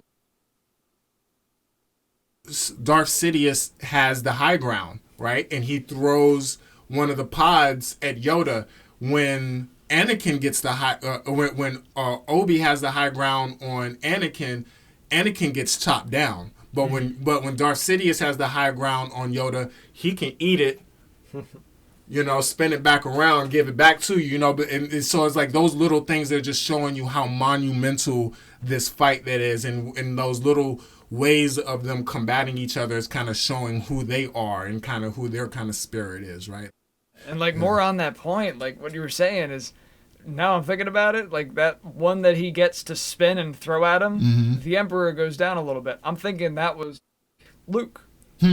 Wow, that's true. Yoda's later attempt is like, all right, I'm going to take my time. It's going to take some time, but that's then I'm going to throw it at you. Cool. Yeah, and it's coming. It's going to hit you. I might be stretching, but I'm thinking about it. I know, man. I love that. That's a cool interpretation. I think it's when you know who your character is, everything that they do exudes it, So it's not a coincidence. When the motivations are coming from a real place, then it's all kind of exemplifying that, right? Every beat, any action, any word that comes out is going to say that. So I don't think it's a reach at all. Yeah, so he's on top for a little bit, but after a little bit of time, something's going to come and you're going to fall. I got it. Yeah, I got it. I got that power for you. That power of good I can wield it and give it back to you, right? Yeah. And also, it's not even that he has the energy himself. It's that he's taking that hate from you and throwing it back at you, right? Yeah. So yeah, man, it's cool. I love it, man. I can do it. We can do this for days. Yeah, man. So all right. So for us to near towards the end, I'm definitely going to go back to Mustafar. I know I kind of already said everything about with Padme and the importance of Natalie Portman's performance, and watching her watch the love of her life descend to the dark side, and you're going down a path I can't go down, right? Yeah. It's so right? I feel like we see what happens when fear wins. You're the thing that you are afraid of most. If you keep watering those ideas, if you keep watering the fear, they're weeds that will grow and grip and tighten, and it is the very thing Anakin became the very thing that fulfilled his worst fears. He saw, and we just saw it right here. You liar, and just starts choking her, and you're just like, oh my gosh, Anakin. Why? It's one thing when you're talking about killing the childrenlings, but the whole point of this was to save Patty May. Right. Yeah. And it's just like, and watching that is just like, this tragedy has become it's not just this whole thing about him wanting to get power to save her life. He fooled us. We thought that he was in love with her. No, he's in love with power. Whoa, bro! Like that moment right there is just, you did it, and unfortunately, you do die of a broken heart. People die of a broken heart all the time. They talk about like when older people, when they pass, then like their spouse like passes like shortly after, because people die of broken hearts all the time. Debbie Reynolds passed away the day after Carrie Fisher, her own mother. Oh yeah, that's right. Yeah. The very next day. Yeah. See, I mean, I believe that was a broken heart. See, yeah, man, it's real. Makes sense. Yeah, man, I believe it 100%. I mean, I can dig it. Mm-hmm. I always had like a director's note, at least after film school, about like how could Revenge of the Sith have been different, and just to like capitalize on what it already is. Right. And I thought to myself, like, this movie is already on a dark turn, right? I mean, we see kids getting killed, Anakin is getting barbecued. Mm-hmm. So, what would it be like if Padme's good after childbirth? She's fine, but then Palpatine finds her and chokes her to death. Right. Finishes Anakin's arc towards darkness. Right. And makes him believe that it was his fault. Yeah. So that way then there's like an extra layer on the cake when you get to Return of the Jedi, and he throws him down a tube. It's avenging Padme. I got you. I like that. I like that direction. I think that Anakin being the cause of his own descent is important. Just because he is so powerful, he would be like this helpless thing that was controlled by Sidious the whole time, which we kind of find out to be the case. But because even when he was his most evil, I mean, he was even second to Tarkin, right? Even at his most powerful. So at the end of the day, he has always been like this sort of powerful military arm and nothing more than that, really. But it's because he did not assume the chosen one mantle when he had the opportunity to when he was a Jedi, right? When the humility that he should have exuded in these moments where the Jedi really needed him, because they weren't there. I mean, he kind of was leaderless for a little while. Obi just told him that he was powerful than him. Mace told him, "I'll believe you later." And it's like, and Yoda's telling him, "Don't worry about that, shouty. Focus on me," and it's like he didn't have a leader in that moment. And Darth Sidious and everything, again, he was giving him something that he really wanted to buy, that really was going to cure him. And and I think that's what's just so epic about the battle versus him and Obi. And I can just watch that fight over and over again, like just the anger and the passion, the love and the hate that's happening, all in that. Everything that they're saying to each other at the beginning, and he's like, "Don't make me kill you." And it's like, you guys can say what you want. For a split second, I think Obi peed himself a little bit, because he knows that Annie is a badass, but Obi is humble, he's like, I can get him. I know that if I can, he'll kill himself. I can't stop Anakin right now, because now I've seen that.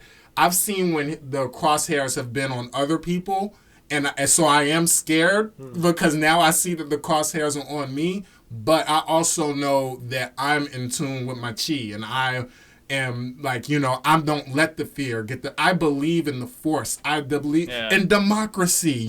I believe that this is the way, and I think that as powerful as he is, me being who I am and being a Jedi Knight is going to save the day. I believe that. Even though this man is powerful as hell and I'm scared, I'm puckering a little bit right now, I know that my faith in the Force is going to lead me through. And honestly, he's a hothead, and I'll be killing him soon. He's going to set himself up soon. It's going to happen. He's going to fall. He's going to. I felt like he had that swag the entire time. He didn't really do offensive things. Yeah, he was more on the defensive. He was kind of always, and he was. I'm just waiting for my moment. He's going to F up. He's going to F up, and he did, and he took complete advantage of it, right? It makes it so much more heartbreaking. I want both of you guys to say that, what you're going to say. Okay, you couldn't bring himself finish Anakin off, though. He couldn't, he couldn't go through with it. And then he left him, which, of course, he survived, which opened up a whole new problem. Yeah, that's true. That's true. He kind of did. Now, I what I learned, because I thought that with time, like, we haven't really been putting respect on Darth Vader's name. Like, all these other Sith lords are popping up. They're supposed to have been more powerful and all this stuff. When they do the rankings of powerful Jedis and stuff, I feel like Darth has kind of been getting lost in the ranks.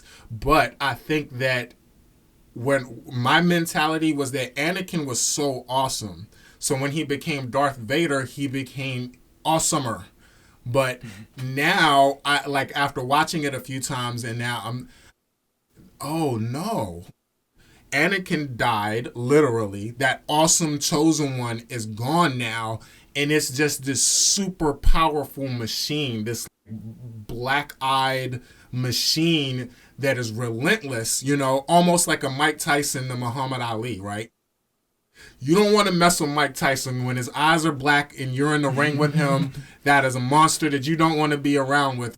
He is he's going to whoop some butt. But when we're talking about the most powerful, the next level of what it is to be a master, he'll never reach it because of the battle with Obi, because of what Obi did to him. He'll never reach that point, because getting your limbs cut off, getting your organic limbs cut off taps, you lose power from, the Force, and when you're choosing to think in anger and use your power in anger, it's nowhere near as powerful as that balance is, right, which Anakin had, and which was why he was able to do so many powerful things like kill Count Dooku and stuff like that, and give Obi such a run for his money. I think he was able to do those super powerful things that we kind of gloss over, but he was so dope because he was such this awesome balance of playing jazz, of like sticking to the Jedi code,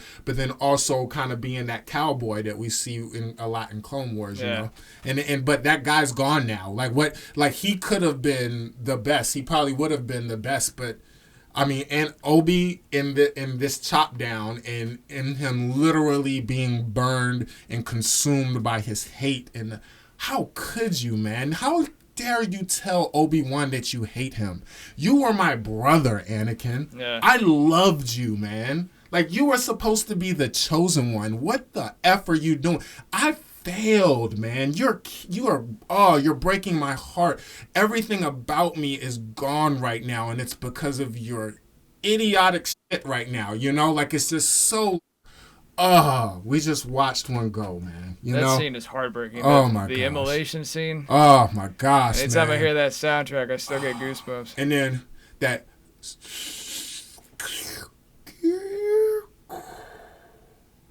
Oh, just that moment.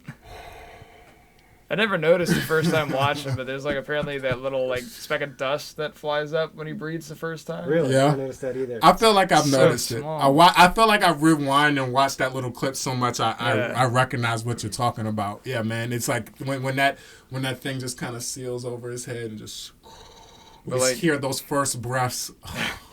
That is it. That is how you stick a landing right there, man. If you want to talk about poetry, I mean, how poetic is that? Is it that Darth Vader was born at the exact same moment as his two children were? Wow. That was perfect intercutting. That is perfect. I never thought about it like that. Yeah. The scene is actually called Birth and Rebirth. Wow, really? Wow. See? I didn't know that. That's perfect. I mean, it's great because, I mean, I understand when you juxtapose the situation, but it's just, I also, I think what gets lost a lot in that final sequence is Patty May's funeral. I just thought it was just so beautiful, the recognition that she got as a queen. Yeah. And it was just such a somber feeling because that is the death of the universe, Like her death is... That's the death of democracy. That's the death of democracy, right? Yeah. It really is. Everything that she stood for is gone in that moment. Why is she still pregnant, though? I really need to know this. To keep up the illusion that children were never born. Because...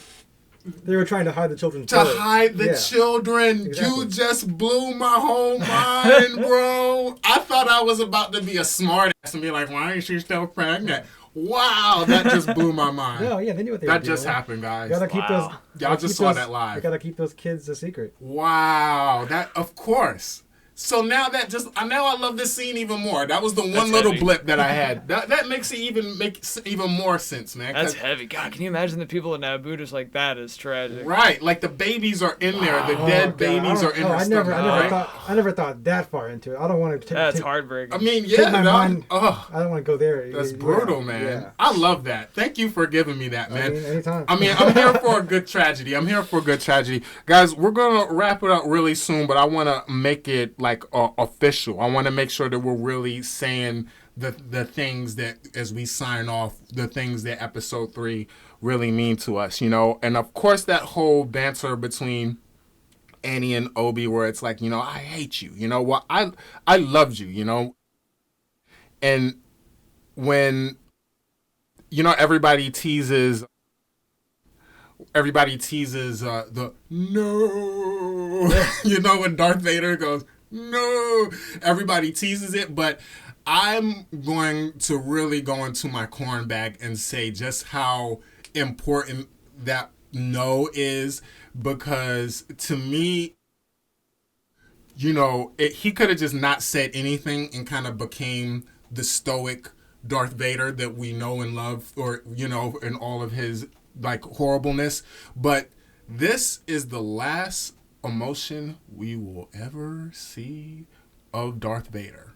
From then on, it is black. You know what I mean? You could say anger. You could say anger, I should say. Like, I think that I shouldn't say it's the last emotion, because you see anger. You see him get frustrated with Princess Leia. You know, he's like, you're a part of the Force and you're lying. And, you know, like you see these, but I would say. Like the emotion of caring. Right. Yeah. Of caring for something. There's no compassion anymore. Right. It's a wrap after that, you know, and in all of its corniness, I kind of appreciate it, because it's, we kept teasing Anakin for being like this spoiled little teenage boy, but man, wouldn't we give for him to give a crap right now, right? You know, and I just think that was just kind of the last, that's it. And all in all, the reason why the Revenge of Sith will always be highly ranked for me, when you think about the Wolverines, the Walter Whites, you know, are the Batmans, like our favorite anti-heroes, right? These characters that realize the good in them wasn't good enough. You know, these people that go off on to the deep end. To me, it's when I need that when I am off on my Jedi Knight training in life, you know, where for me it's so easy to feel like Anakin, where you kind of feel like you got the world on your shoulders and you want to do awesome stuff, and you feel like, oh man, I got all these skills, man, I can do awesome things. And it's cool to realize that in you, when it's motivating you to do the work, to master yourself and master the skills. And it's all fun and games to think that, but man, if you don't have the base around you to have hope, man, you know, hope is illogical. Like love is illogical. It doesn't make any sense when it's delusional, you know. Right. It's a delusional thing, but we need it, whether it be in our spirituality, in our faith, in our family. And you're not going to always have it in yourself. You're not going to always have what it means. And in those moments of weakness, man, you it's so important to be humble. Like, you're not God, man. You're not going to save your wife from a future in your dream. That's just, you're not going to do it, man. You're not going to cheat death. You're not going to rule the empire. It all comes with a cost, you know. Yeah. You will rule the empire, but then you're going to be a cyborg and be the right-hand man for a psychopath, right? Really, when we're talking about this tragedy, this sort of descent, this story of Satan via a space opera, right?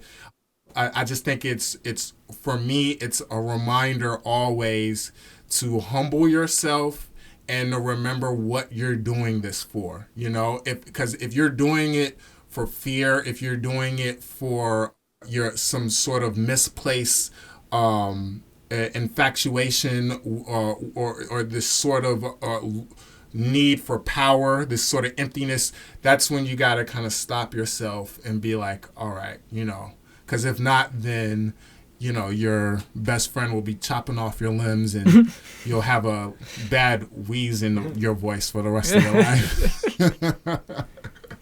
That's the heartbreak of that. It's just Obi-Wan throughout that entire battle, and then the rest of the movie is just broken. Yeah, man. And I appreciate Obi-Wan even more during that battle, not because he's just mostly on the defense, but because of just what he's saying to Anakin on the way. Like, he keeps trying to bring him back, even while Anakin's trying to hack him to bits. Yeah, the whole time, man. Isn't that crazy? It's like that's you could say that his personality is to be defensive, but also it's just like you said, he's man. Still trying to save him. He doesn't have it in him, and he does, like he told Yoda, like, I don't want to kill him, man. Yeah. I don't, and he all the way to episode 4. I can't kill him. Yep. He couldn't kill him, man. Now, maybe at that point, he could not kill him because Darth Vader was just the shit at that point. But, I mean, I think it just really shows, again, how dope Obi is. Obi is another one that gets lost in the fold just on how powerful he is. I never forget to put respect on his name because Obi wins. When Obi's on your team, it happens. Yep. And he is integrity embodied. Like, he is, to me, there's no Jedi that did it better. Like, you could say maybe Luke and Rey now, of course, but like Obi is just the quintessential mentor. He, like, who did it better than him? He lived such a fulfilled life, and he did everything that he accomplished. He set to do. Yeah. Any final thoughts on your end, kind sir? Just in terms of, just in general. Episode 3, man. Yeah. So I definitely, I guess my takeaway is I do view it as kind of a cautionary tale, regarding, fear and attachment and all that. And if you're in a codependent relationship, watch out for those red flags and get out of that. And because that was a big part of Anakin and Padme's problem. Yeah, just red flags everywhere. Just, like, whoa, bro, it's just sand. All right. Yeah. I definitely think, it wasn't the healthiest relationship.